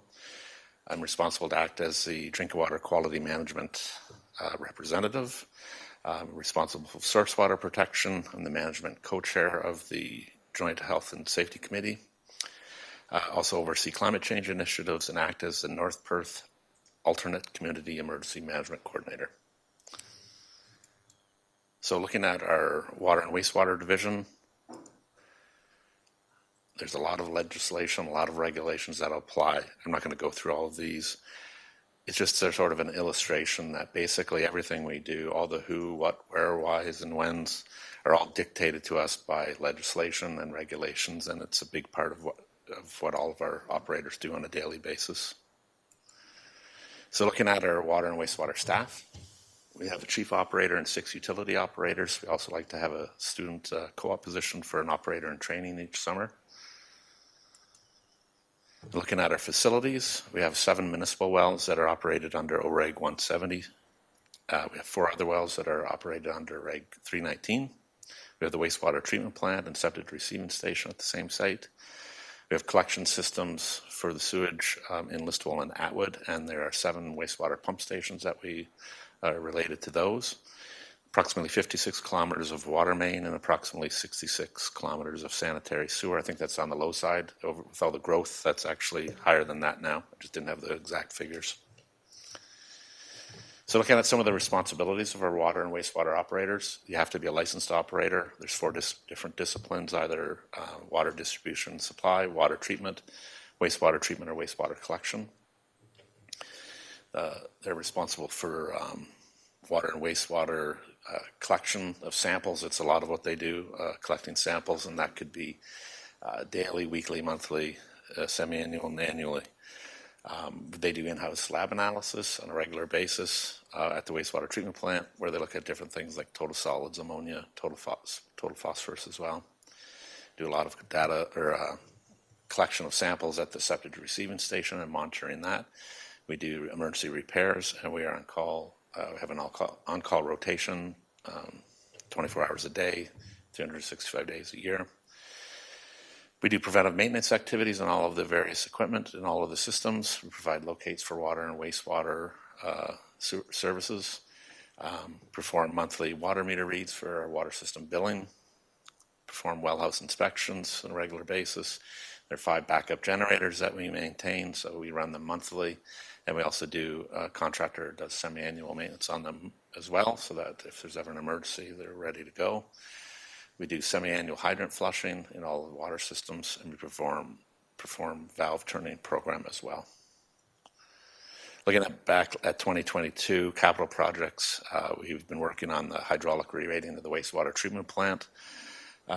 We're ready to get going here on the water meter replacement and advanced metering infrastructure project. So that project's been awarded to Neptune, and we're just in the process of signing off the contract and getting going with that for next year.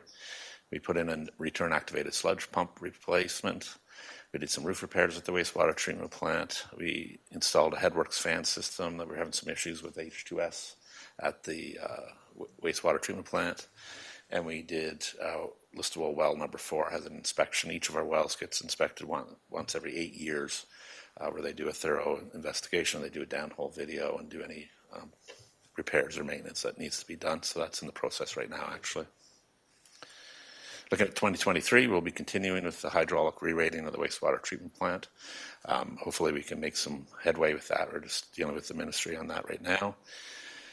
And again, the installation of the water meters will begin and be completed in 2023. So that's a really big project, a lot of work coming up this year. We're looking at doing refurbishing both of our clarifiers out at the wastewater treatment plant. The septic receiving station tank needs some work. So we have some pricing going on for that right now. And we also are doing a waste station upgrade at the wastewater treatment plant, as well as I forgot to put on the final return activated sludge pump is going to be replaced in 2023.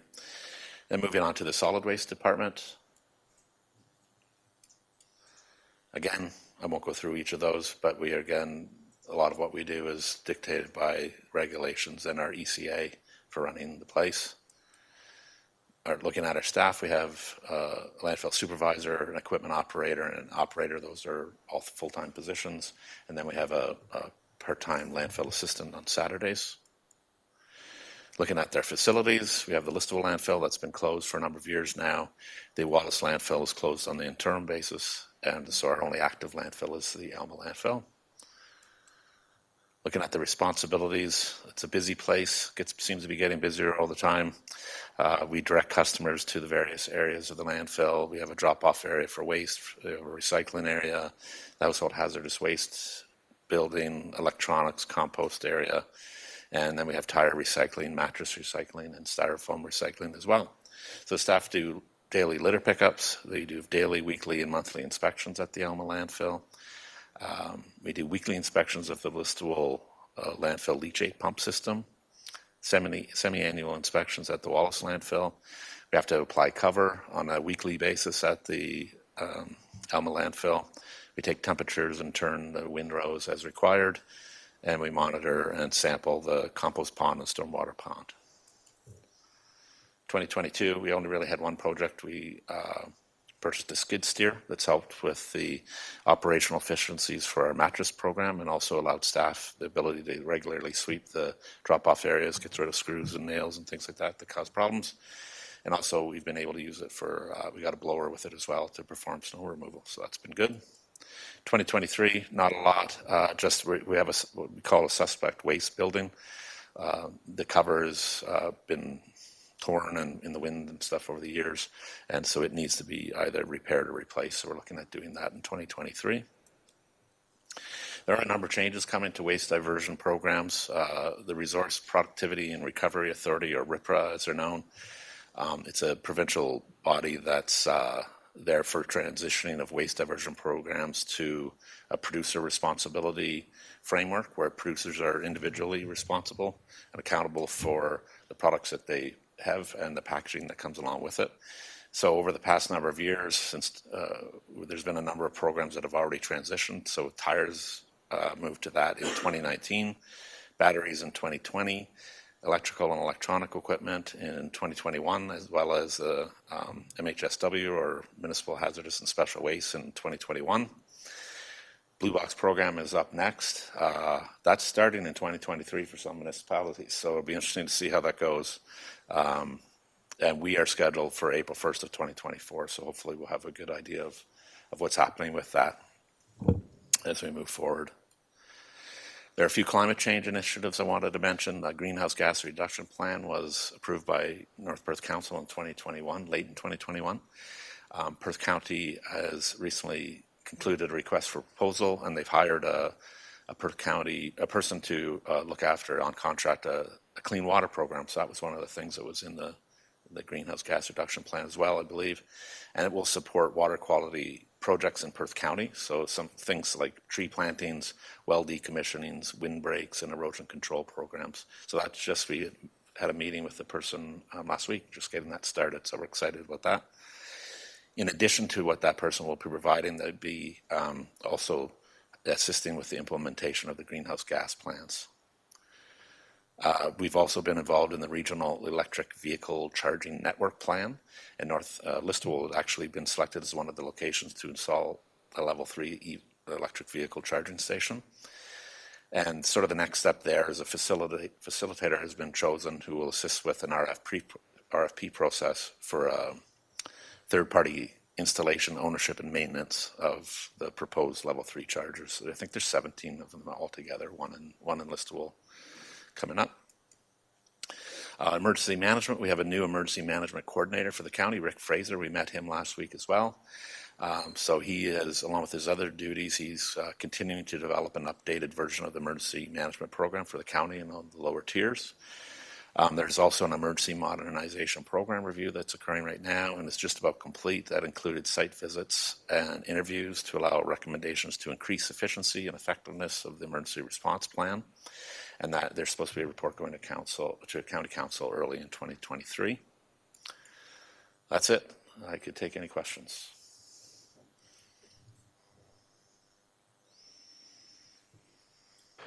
All right, thank you, Mr. Hackett, for the overview. Councillor Nordan. Let me just find your mic. There we go. Through you, Mr. Mayor. What's the blue box transition, like short form or so? Yeah, so through you, Mayor. There is a change coming to the Blue Water program. It's a provincial change, really, where what's being offered in many different municipalities right now, it depends on what they offer. And so it'll be a program where everything is the same across the province. So if it's offered one place, it's offered everywhere. There will be probably fewer manufacturing or the sorting facilities. There's also a number of other changes coming along with that. We don't really have a ton of information on it yet. Like I said, we're scheduled to transition in 2024. What it should mean is we wouldn't be paying the costs that we pay now for recycling. It would be covered by the producers. So that'll be interesting to see what that looks like as well as we move forward. Not exactly sure how that will look right now. Alan may have some more comments on that as well. Sorry, as our representative to Blue Water Recycling Association, Councillor Rothwell is quite involved and probably aware of some things as well. Thanks, Mr. Mayor, and thank you, Mark, for your comments and for Councillor Nordham. Producer responsibility is a critical issue here going forward. It's a 3-year phase-in. So again, as Mr. Hackett mentioned, it specifically starts this year in 2023, and it's the largest municipalities that are transitioning that. So the producers will be responsible for picking up and paying for the recyclables. And the critical issue for us as municipalities is that here in North Perth, as well as many other municipalities, we have a co-collection system. So one truck is picking up both our recycling as well as our waste. So we view that as being very efficient, good for the environment and good for the taxpayer in terms of one truck picking up both recycling and garbage. Our hope is continuing into the future, the producers will come to agreement with operations or operators, contractors that are going to do the same. So that the bottom line will be municipalities will not be paying, or taxpayers will not be paying substantially increased amounts and hopefully less for garbage and recycling pickup. So again, it's a provincial initiative.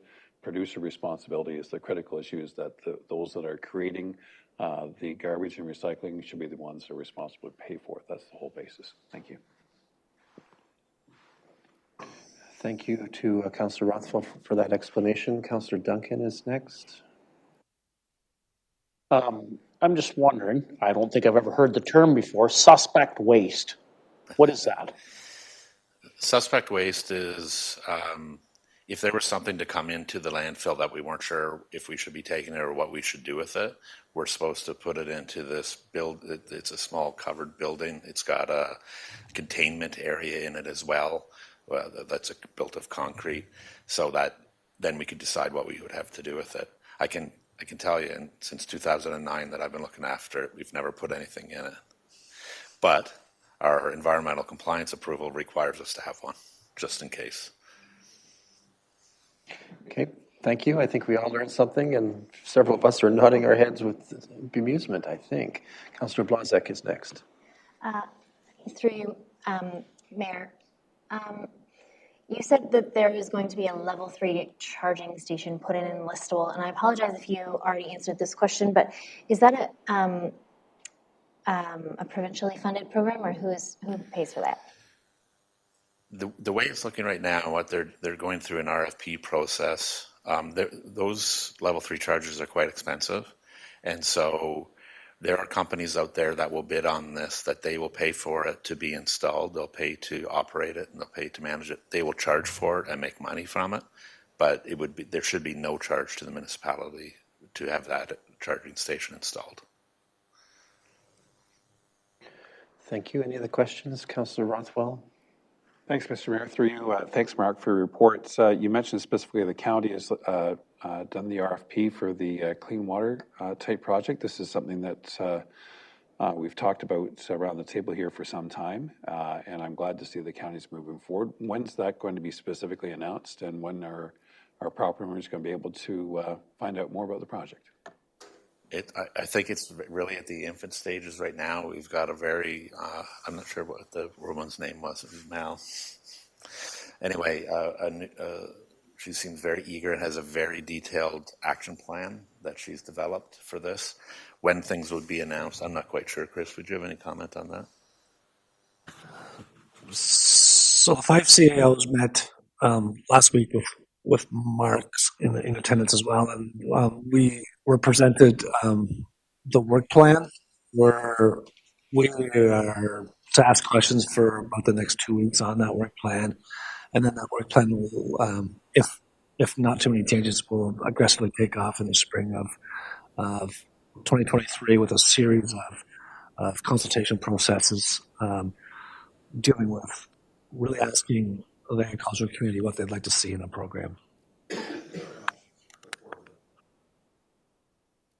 Okay, thank you. Any other questions or first comments on this one? Okay, that was an educational presentation again, so we don't have a resolution that befits this one, not necessary. Let's move to item 5.7.2. The Manager of Environmental Services has brought forward a report with recommendations that we adjust fees associated with landfill tipping and waste bins. The report also advises us about expected increases from the Blue Water Recycling Association fee list, which is our contractor for recycling services. And Mr. Hackett, you're up again. Yeah, so the landfill tipping fee was amended last year. We set the rate at $101 per metric ton. We also annually reflect any increases that we may have through Blue Water Recycling, who provides our service, and we also have done that to eliminate the impact on potentially on the annual tax levy for operations. So just a couple of the comments that I had here. We're proposing that we move the tipping fee rate to $104 per metric ton.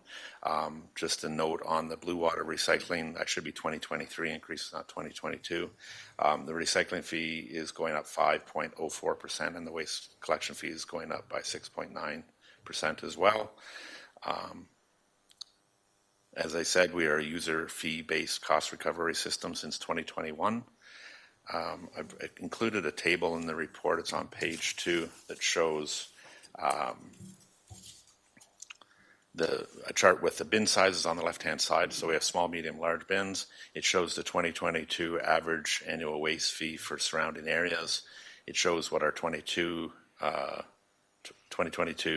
annual waste bin fees were in North Perth, and it shows the proposed increase for 2023. So it's $3, and it's $3 per year per bin on the small bins, which most of our bins are small, and then a $5 per year increase on the medium bins, and a $7 increase on the large bins per year.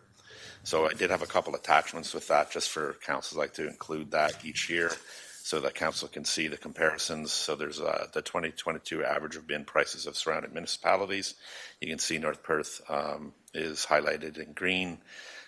and we're proposing moving that, as I said, to 135, 203, and 302. So we're still not at the highest rate, but somewhere in the middle there. And then we have the tipping fees comparison for 2022. You can see North Perth was at $101. We're proposing moving that to 104 in 2023, which would keep us pretty well bang on in the middle of what surrounding municipalities and other areas are charging. And then finally, we have the Schedule J, which has all the proposed fees in it. And I would be able to take any questions that you may have. Right, thank you, Mr. Hackett, for that one. Any questions or first comments from council? All right, seeing none, we have a resolution for consideration as follows. The Council of the Municipality of North Perth approves the proposed amendments to Schedule J of the fees and licenses bylaw effective January 1st, 2023. Can I call for a mover on this one? Deputy Mayor Callum, thank you, and Councillor Richardson as our seconder.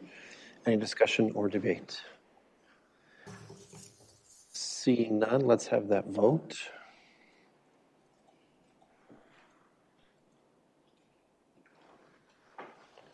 And that is carried. Thank you. And now I get to see the cousin. This is the cousin report, the last one, which recommends fee increases associated with water and wastewater services provided by the municipality. Mr. Hackett's on the spot again.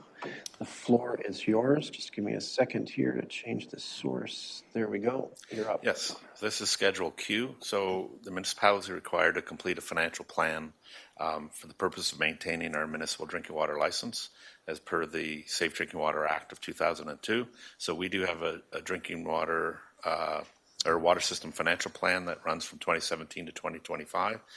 At the same time, we also have a wastewater system financial plan that runs from 2020 to 2027. I'm hoping to have those amended or updated this year, and I'd bring it back for council's information either near the end of the year or early next year.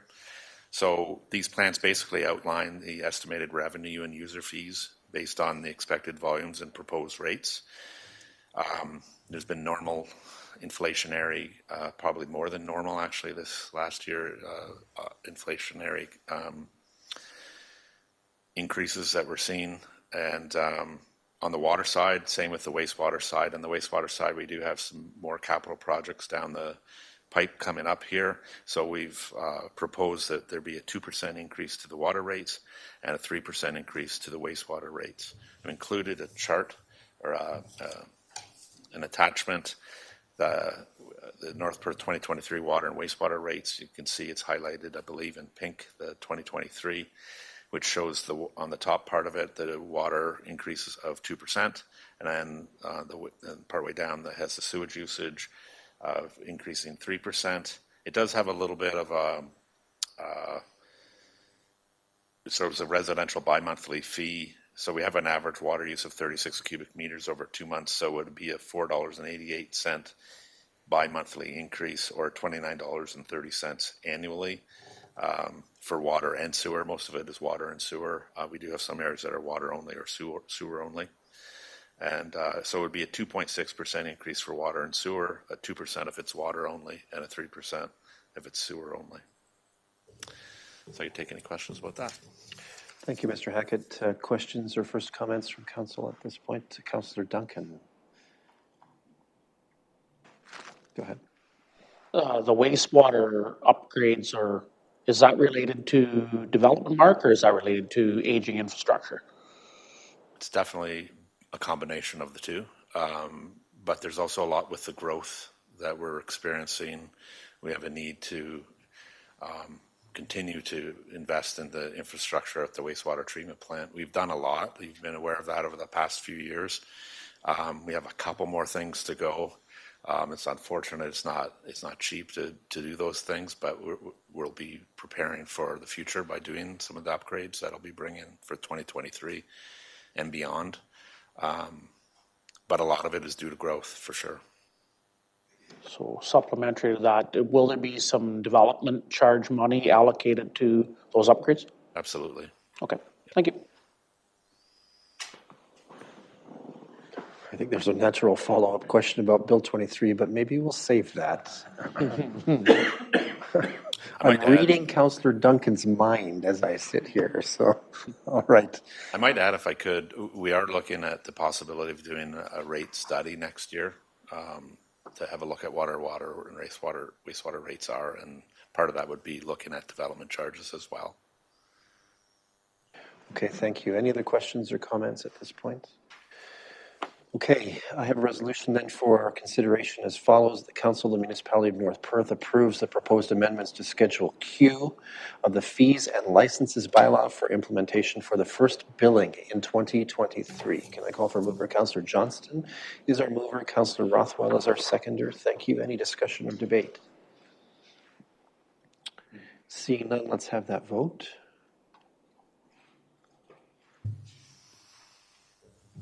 And that is carried. Thank you, Mr. Hackett. Thank you, as always, to your wonderful operators, and extend to them council's best wishes of the season. Thank you. All right. Next up then is item 5.8, reports from our Manager of Operations. This is item 5.8.1. Our Manager of Operations, Mr. Lyndon Couch, will present us with an overview of the operations department, including roles, responsibilities, activities, things they have their fingers in. Mr. Couch, welcome. Let me just set things up here for you. Okay. Okay, thank you, Mr. Mayor, members of council. As the other reports outlined, the only difference here, there will be a short quiz at the end of mine for council, just to keep you on your toes. I'll try and keep it really brief. There's a fair number of statistics, but I'll just get to the general points about what we do. So when you're thinking about public works, you should think about the general road allowance. The road allowances are 11, 15, 20, and 30 meters wide. So they vary quite a bit, but the full road allowance, all the infrastructure in it, everything from the lights, street lighting to traffic lighting, right down to the sanitary sewer, are what we're looking at in terms of the capital programs and what we maintain. So road allowance, lots and lanes, as well as stormwater management and stormwater ditches, bridges, culverts. That's it. So this will talk about some of these items. Road allowance infrastructure, stormwater management and drainage. So that includes the Drainage Act and the Drainage Superintendent. Winter control activities, everything to do with road, snow clearing, sidewalk clearing, all of that work. Much of this you know. Bridges and culverts, we'll get to some details later. The GIS program is newer. I put the GIS map for the sidewalks. There's a motion coming up after this regarding what we do with sidewalks, but the GIS department helps catalog all of the assets we have, all the infrastructure, puts it in a picture, ties it into the financial applications through our asset management system, and gives us a good outline and a way to present to people how are our assets doing and what needs to change with them. So it's been vital. It also supports other departments along the way through the year with visual cues and mapping. Fleet, everything that we use to support our operations, we maintain either internally or through contracts. We also deal with development and subdivision review and site plan commenting. So all of the new subdivisions, I think there was about 17 that Fran had mentioned earlier on in the meeting. We coordinate and overview the agreements, how the developments are happening and the progress, and we work to coordinate those with the developers directly. In the road allowance, there's a lot of other people that are involved. Whiteman, Bell, Rogers, all of them should seek approval from us in terms of where they put their plant or the infrastructure and when they put it in place. I'm hoping to get to a point someday, and it might be a dream, that they would actually tell us when they're working on a road allowance and what they're doing. A lot of the road cuts, the obstructions downtown, when there's vans parked there, hopefully they've talked to us. We've been able to get it out on social media and tell people that somebody's working out there and it's not us. So that's the kind of coordination we want to do with them in the future. Capital program and capital forecasting, I'll talk about more later. So overall staff resources, 16.5 full-time equivalents. There's a manager, there's a drainage superintendent, operations administrative assistant, Gwen, who's very critical in putting this together, GIS tech, the infrastructure supervisor dealing with development, but also general operations, and then the operations foreperson who takes care of the day-to-day and leads the charge on our activities from an hour-to-hour perspective. And then there are the kind of the backbone, the 8.5 road operators that work summer and winter as full-time people. 12 seasonals and 2 students come on board to supplement, to maintain our levels of service, both in the winter and the summertime. Facilities, we work out of the Listowel garage on Main Street. We work out of the Wallace garage in Gallenstown and of course the Alma garage in Atwood. Stormwater management, 2 problem photos. One showing simple melt, but an extensive one on line 66, and road flooding on a non-winter maintained road, which does not have occupancies along it, so we close that road in severe conditions. There's been some drain maintenance in this area and it's reduced these problems. Bottom right corner shows a stormwater pond, urban environment. Beavers block the outlet. It's up about 1.5 feet. It looks worse than it is, but it was at its high level and we had to remove the beavers to get it back down to its normal level. But those are just some examples of the things we look after. I'd like to talk about this for 1 second. The quantity and quality of water hitting the river in coordination with the Conservation Authority and the Ministry of Environment. We try and make sure that it doesn't get there too fast. We try and make sure that it isn't too dirty or turbid, and that we collect the sediments prior to it getting to the natural water courses. There is a regulation that helps us with that, as with Mark's department. So quality and quantity of water reaching the natural water courses is an issue as well for us. We do it through 9 stormwater ponds that we manage. New ponds are coming online all the time with development. We get the developers to build these things. We take them over once it's in a condition that's acceptable. 60 kilometers of storm sewer, open ditches, we have no idea. We want to monitor that. We want to inspect it, and we want to put it on the GIS so we know how many ditches we have to maintain by kilometer in the years ahead. Just some information. That's Rocker Road. We had to put in a shallow storm system to urbanize it and remove rural ditches. Just the design, but it also helped with stormwater flow. It shows you the size of pipes that we deal with stormwater. Typically, they're 0.5 meter to 1 meter in size, larger than sanitary pipes. And then we'll maintain them in the future, but it's a good example of what needs to be done in terms of urban drainage, which is piped drainage, and that's the total piped system. Staff resources for municipal drainage. Really, Scott is our municipal drainage superintendent. He deals with the majority, the bulk of the work. The administrative assistant assists. I do not supervise the finance and development coordinator, but a shout out to that department. They do assessments and they do support quite significantly in this area. Responsibilities, I won't read them. Set up on-site meetings and provide drainage assessment schedules and maps as required, and deal with the public and public inquiry from landowners in terms of my drain isn't working well, what can I do? That's the line of defense, and that's where the solutions are, is with the Municipal Drainage Act and our drainage superintendent. Road infrastructure in general, I'll always talk about lane kilometers. There's 890 lane kilometers, 445 kilometers of road. You can see the breakdown between urban, rural, and then rural gravel. The reason I talk about lane kilometers is because that's what we service, a lane. We plow a lane, we grade a lane. It's always in lane kilometers, and that shows you the distances that we're dealing with at the municipality. So it's a larger municipality. 53 kilometers of sidewalk now. Road infrastructure, non-winter responsibilities. There's a picture of water main going in on line 84 prior to paving it. There's a picture of a road that is bleeding up mud in the spring in the bottom right corner. These are the kinds of things that we inspect. There's a minimum maintenance standard in Ontario that tells you how frequently you should inspect roads and what a hazard is.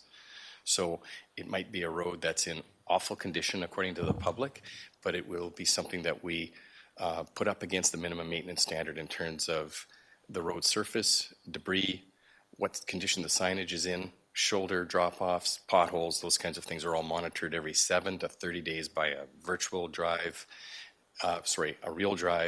and then logging those deficiencies and repairing them in a timeline. So that's the way we deal with roads, both paved and gravel. Winter control, still road infrastructure. Sidewalk plows go down the streets, go down the sidewalks with a 5-way blade. We can go left, right, straight down the middle and push it both ways.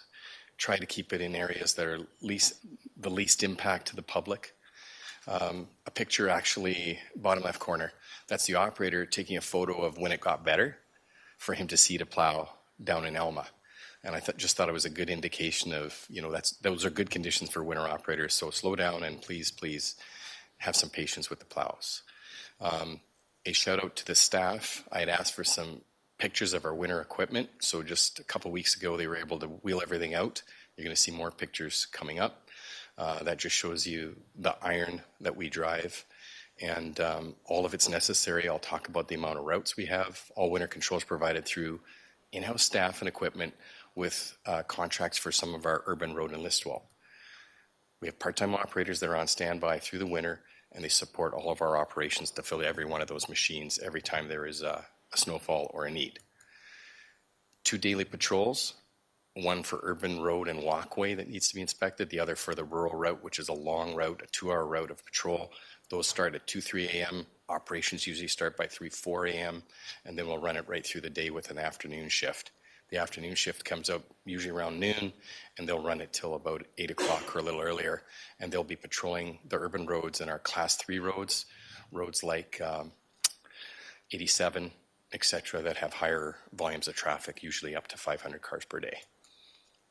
Bottom right corner, 11 routes total, 3 sidewalk routes. So we need to fill each one of those every time everything goes. Bridges and culverts, still considered part of the road infrastructure. There's a picture of Davidson earlier this year. Would it ever be done? Yes. So we're very excited today, even on Facebook. Davidson opened and everybody was celebrating that. So on time and on budget, just a bit of a celebration. Got to mention McLean Taylor, GM Blue Plan, supporting CAST in terms of getting that work done and monitoring it through the construction year. But you're going to see a slightly straighter bridge, a bridge where Queen Street has good visibility when you make the turn. And you're going to see a bridge that will have capacity for pedestrians on both sides, and will plow both sides of that bridge now. So a lot safer and a lot better for both the pedestrians and the vehicles. We're governed under another act. We do a bridge condition index. If a bridge is usually around 60 or 50, it means there's work that's got to happen under a 5-year plan, or it's going to be replaced. The big number there is the new number, the $83 million asset value pre-COVID prices. That's the cost of the large structures if we had to replace them all today. Small structures, we were able to go out, find them. There's still more out there, but we have 223 culverts that are less than 3 meters. We now have assessed what condition they're in, and we're replacing about 2 or 3 of them a year with our own forces. So that's bridges and culverts. Sidewalks, we already said, 53 kilometers. There's Wallace Avenue South. We started an infill program on sidewalks, trying to get pedestrians where they need to go, and sidewalk plows in the winter as well. Wallace was one of those examples. It's a major route for us really in Listowel in terms of pedestrian traffic. So having it on the other side in front of the fire hall to the trail was an asset, and it was on the list a few years ago, and we got that accomplished this year. Right in front of the municipal building in bottom right corner, there's a sidewalk that is not 1.5 meters wide, yet we bring our sidewalk plow over it, and you can see the mud tracks on each side of it. And that's because the machine's a little wider than the old sidewalk. We'll continue to upgrade sidewalks to make them as wide as the minimum standard, and we'll be doing that year after year as part of the capital program and part of operations as well. We plow about 50% of the sidewalks in the winter, and we posted on the website. There'll be a motion about sidewalks again for winter coming up. Fleet management, 18 light units, 25 heavy units. We assist the Environmental Services Department with the replacement of equipment and some maintenance. About $5 million in asset value. I have no idea what that is today with the way prices have gone over the last year and a half, but I'll update that number as part of the capital program. Fleet management, only thing to remember here is there are acts, the Highway Traffic Act, and there's also maintenance and other guidance for operators in terms of doing inspections and taking care of equipment. We do a lot of work in-house. We do contract a lot of it out as well for the larger equipment, especially the inspections. Subdivision management, a big part of the work, one slide, we set up the agreements with developers, and we work very closely with the planning department, with the building department, and it's that agreement that we have with the subdivision developer that allows us to walk through the approvals of the stages, first to get stage 1, basically to build, second to get stage 2, to get occupancies, and then thirdly to assume the subdivision when we think that everything's at a standard that's acceptable to the municipality to own it forever. So that's the process. It takes many years. Just some details about other things we do. We help with site plan review, and we also do the stage approvals. We correspond with the developers. We also talk to the utilities constantly about where things should go on the road so that they do not get in the way of other plans. Capital program, very quickly, 2 different things, full construction and partial construction. Full construction, top right corner, there's Albert Street before it was paved. We did everything from the sanitary sewer to the water, to the curbs, to the road base, to the sidewalks, which were new, to lighting, to additional street lighting, thanks to Councillor Seiler, who brought that forward and said that there were some dark spots in there through residents, and we were able to add it as part of the capital program. So all the way from the lights down to the sanitary. Partial construction, usually just the gravel and the pavement, maybe the curbs. Cost far less money, usually means that the pipes underneath are in good shape. So sometimes you'll see a very poor condition road, but has really good sanitary, really good water underneath it. We may just resurface it, or we may let it go for a while, still knowing it's safe. It might be rough, but it's safe. That picture I wanted to show you just because, and I had a tape measure, but I'll just show you. We add, when we do a rural road, probably this much asphalt to try and get a road from 6.5 or 6.8 meters to 7 meters so that it will have 3.5 meter lanes. So there's an example. I think this is line 88. Might be line 89.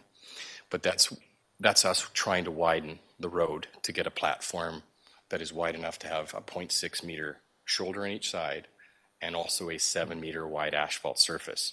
So wider than the old roads, both for shoulder and for asphalt. This is nowhere near what a truck road would have to be, or a primary road in Listowel, or around Listowel. But it's what we're trying to do in the rural program to add to the size and width of the roads. And I'm going backwards. It's almost flawless. Okay, thank you. If there's any questions, there's no quiz. But you can't remember road allowance, parking lots and lanes, stormwater management, public works. All right, thank you, Mr. Couch. Questions, comments? Anyone have something for Mr. Couch? It's quite an adventure to study his realm. That's what I've discovered in my first 4 years on council. I remember spending a distinct evening studying about stormwater management ponds and trying to become familiar with what they do and why and how and all that kind of stuff, right? So when you get into public works area, there are certainly a lot to know and learn. Fortunately, we have a number at this council table who are quite experienced with this and have many years of experience listening to the stories about it. So you can see, though, it's a very big asset base, a very big asset base. Anyone else with comments or questions? All right, thank you, Mr. Couch, for that. Again, because it's educational, we don't require a resolution for receipt of that one.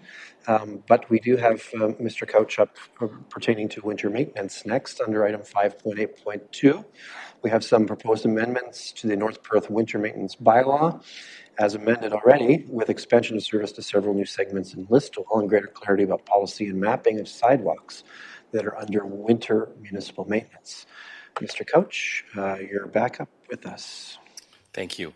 This is a housekeeping item. We had a good conversation with our solicitor just regarding the way we put our information forward in our winter control bylaw. We do have a weekend route in Listowel, and it's attached to this. It's about 80% of our primary walks, and this report serves only to bring that map into the bylaw and to explain it to the public that the weekend route is what you see in front of you. So the motion really is simply to attach that and to amend the bylaw accordingly for the weekend route. All right. Thank you, Mr. Couch. Council, any questions or first comments on this matter? Okay, I'm not seeing any. So we have two resolutions here pertaining to this item.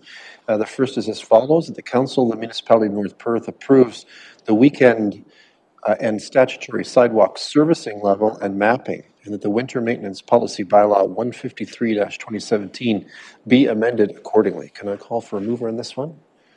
Councillor Johnston, thank you, and Councillor Richardson will be our seconder. Any discussion or debate on this one? Seeing none, let's have that vote.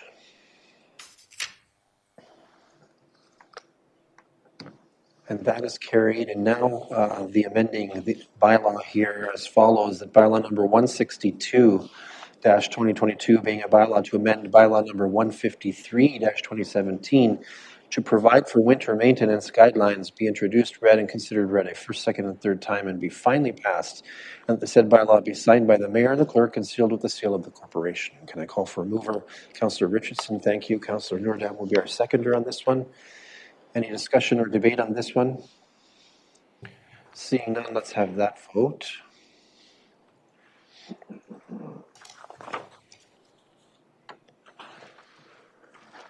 And that is carried. Thank you. And now we're into some drains, right, Mr. Couch? Mm-hmm. Are you the man on the spot for the drains tonight? All right.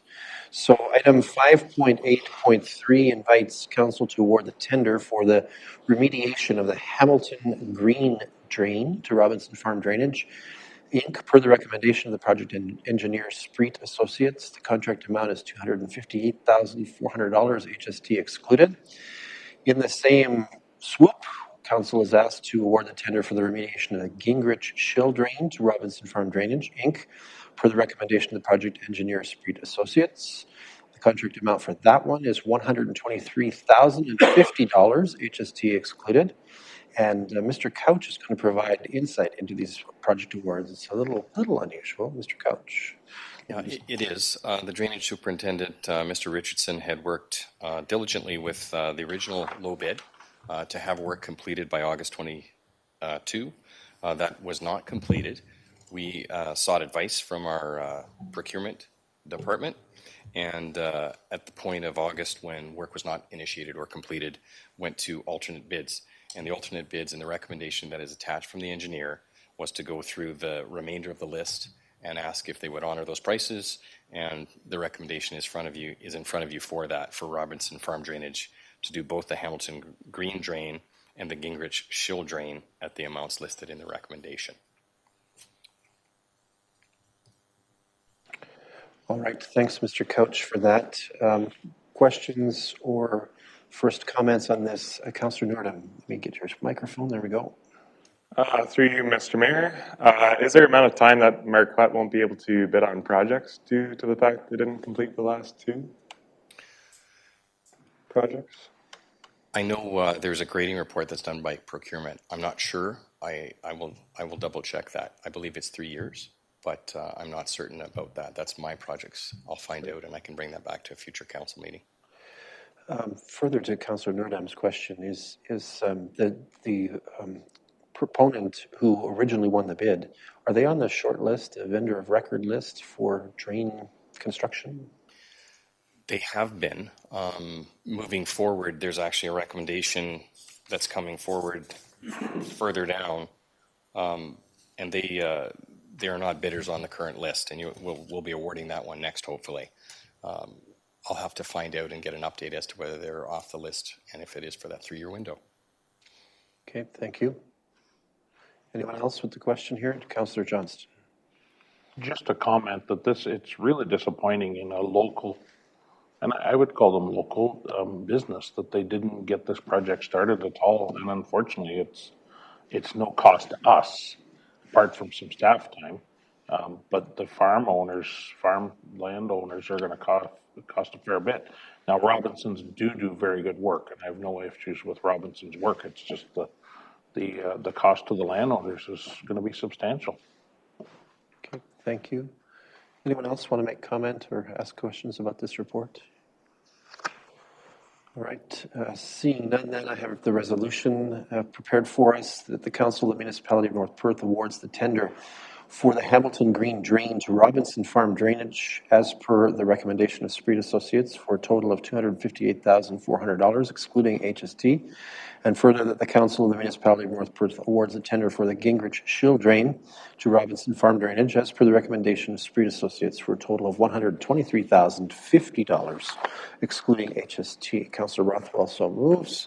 Who will be our seconder? Councillor Nordam, thank you. Any discussion or debate further here? Seeing none, let's have that vote.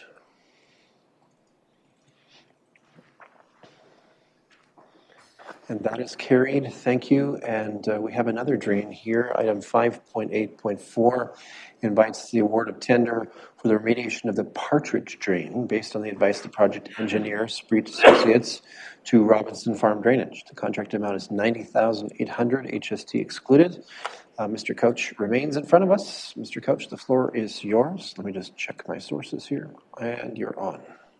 Okay, thank you. Further to a tender process for the drain, the award is for the low bid. Again, it's Robinson Farm Drainage for the recommendation from Spreet and Associates, our engineer, as the low bidder to be awarded the work on the drain.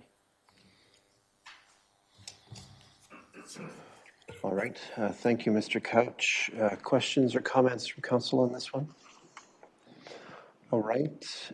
Seeing none, I have a resolution for our attention as follows: that the Council of the Municipality of North Perth awards the tender for the Partridge Municipal Drain to Robinson Farm Drainage as per the recommendation of Spreet Associates for a total of $90,800 excluding HST. Can I call for mover? Thank you, Councillor Duncan. Seconded by Councillor Richardson. Thank you. Any discussion or debate on this one? Seeing none, let's have that vote.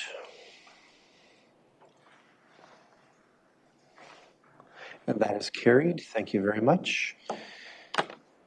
Thank you, Mr. Couch. Busy night for you as well. We appreciate all the work that's being done, and I think over the coming weeks we'll even more appreciate all the work that gets done by his department in terms of winter operations. That allows us to turn to item 5.9. Reports from the Development and Protective Services Department. We have no reports from this department this evening for this meeting. That brings us to item 6 on our agenda. For item 6.1, councillors, are there any reports you'd like to ask of staff or of our committees? Councillor Johnston. Thank you, Mr. Mayor. I would like to request a staff report detailing the upcoming changes to the EMCC that are being made to facilitate the Set 7 training room and how these changes will affect the current capacity as well as future capacity to hold community functions. Thank you, Councillor Johnston. I'm going to assume that you have moved same. Yes. I'll call for a seconder. Councillor Rothwell, thank you. Any discussion or debate on this request for a report? Clerk table, okay? You're caught up with us? All right, let's have that vote.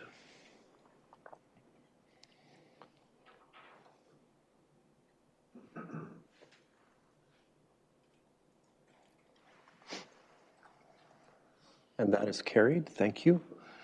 Anyone else with a request for a staff report? All right, let's move forward then. For item 7, we have received no additional items of correspondence beyond that which has already been shared for council's disposition. Let us turn then to the consideration of bylaws that have been recommended to us for action.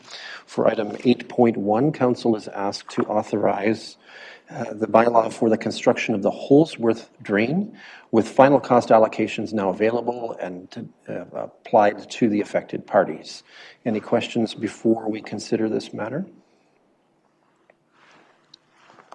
Seeing none, I have a resolution that enables as follows: that bylaw number 159-2022, being a bylaw to amend bylaw number 64-2021 to provide for the construction of the Holsworth Municipal Drain, be introduced, read, and considered read a first, second, and third time, and be finally passed, that the said bylaw be signed by the mayor and the clerk and sealed with the seal of the corporation. Can I call for a mover? Councillor Noordam, thank you. Councillor Anstedt will be our seconder here. Any discussion or debate on this?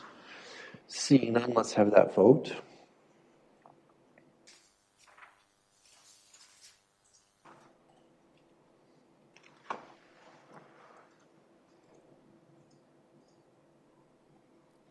And that is carried. Thank you. As item 8.2, council is asked to adjust parking provisions on Riverview Drive as presented at our last council meeting. We can do this through the proposed bylaw that amends the current traffic bylaw, and the enablement of that amending bylaw is before us now for our consideration. As follows: that bylaw number 161-2022 being a bylaw to amend bylaw number 47-PW-2000, the traffic bylaw, be introduced, read, and considered read a first, second, and third time, and be finally passed, and the said bylaw be signed by the mayor and the clerk and sealed with the seal of the corporation. Deputy Mayor Kellum serves as mover, Councillor Rothwell as seconder. Thank you. Any discussion or debate on this one? Seeing none, let's have that vote.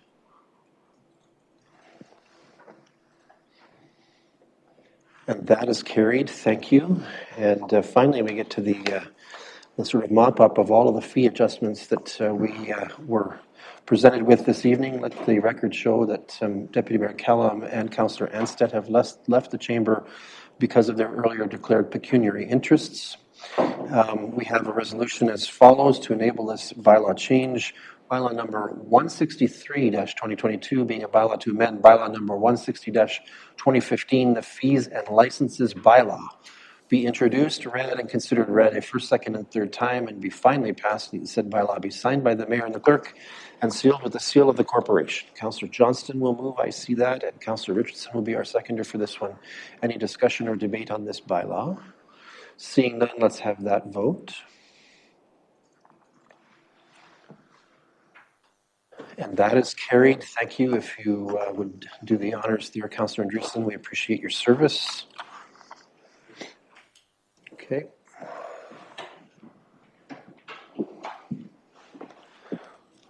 We are now at item number 9 on our agenda. Are there any councillors wishing leave to give notice of motion this evening?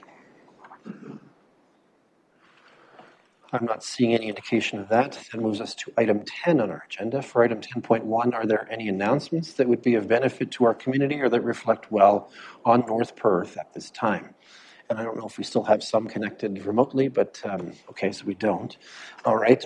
So in this chamber, anyone wishing to make happy announcements about our community at this hour?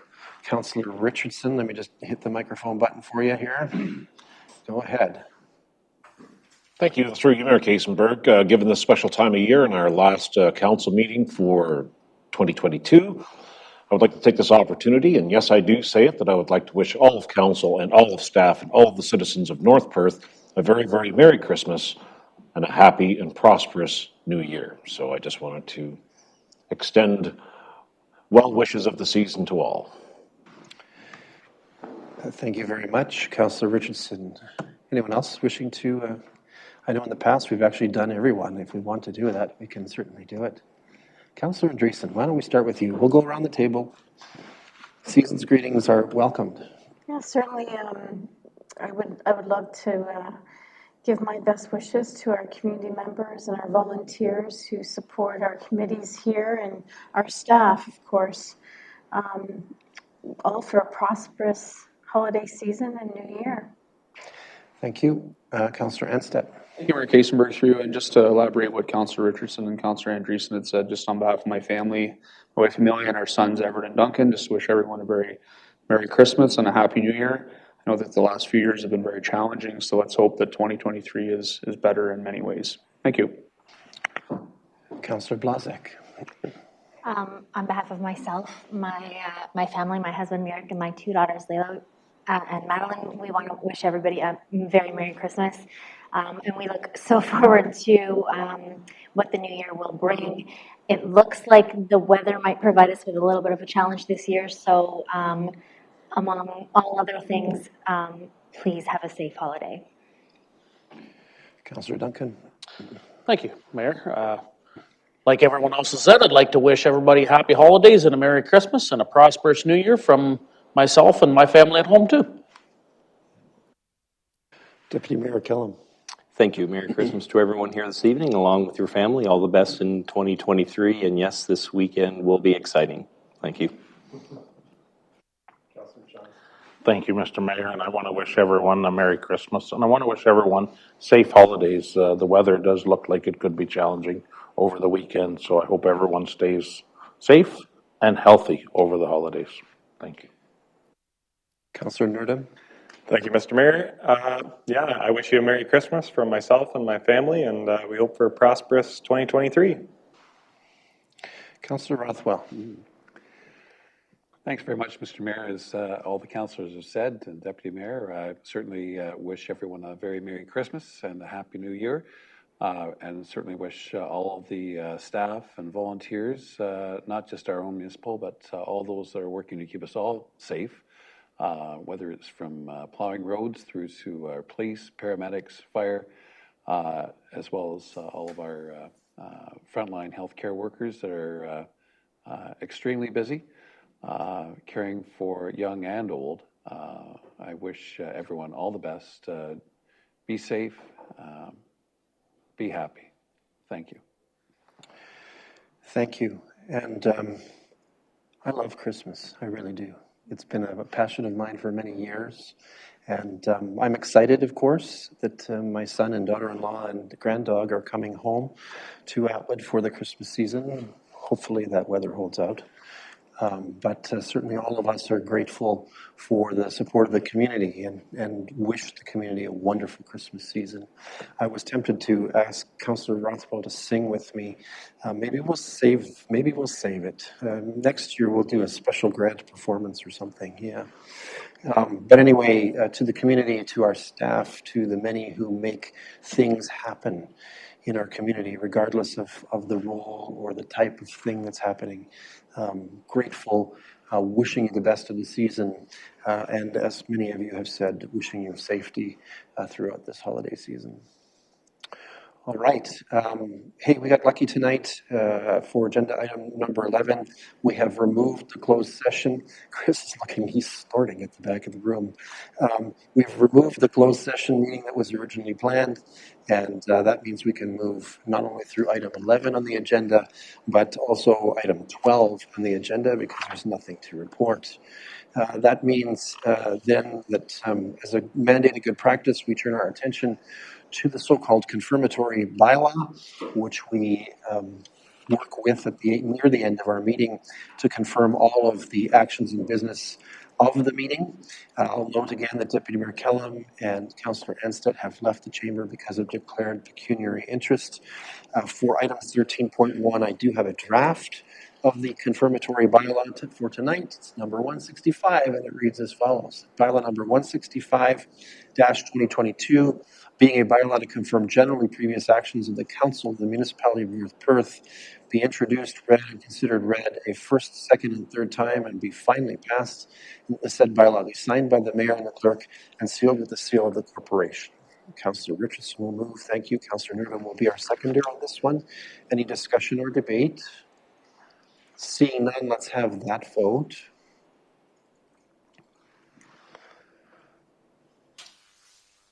And that is carried. Let's bring our colleagues back into the room if we can.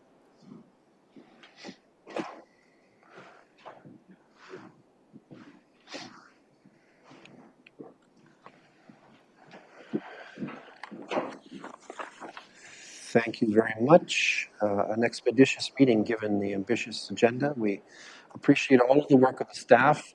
We didn't tell the staff that they're supposed to sing "We Wish You a Merry Christmas" to the community tonight. They're looking vaguely uncomfortable. They're trying to figure out if their shoes are adequate to run quickly out of the chamber. But anyway, to the staff, we appreciate all. Yeah, we're getting head nods. No, okay. To the staff, we're appreciative of all that you've done, and we're ending the year on a fine note. We appreciate the onboarding that has happened tonight and through the last few meetings. We appreciate all the work that's happening around the budget and the process that unfolds early in the new year. And we're grateful for all of the operations that make us have clean, safe, healthy lives. Thank you very much for that. Councillors, we have completed the deliberation and taken action on the business that did come before us tonight. So therefore, we have one last duty, a resolution to adjourn as follows. The council meeting adjourns at 9:48 p.m. To meet again for general council business on Monday, January 9th, 2023 at 7 p.m. Can I call for a vote? Councillor Richardson, thank you. And Councillor Rothwell will be our seconder on this one. It's not debatable, so let's have that vote. And that is carried. Our next regular meeting, as you heard, is in January on the 9th. of 2023. Until that date, this meeting is adjourned.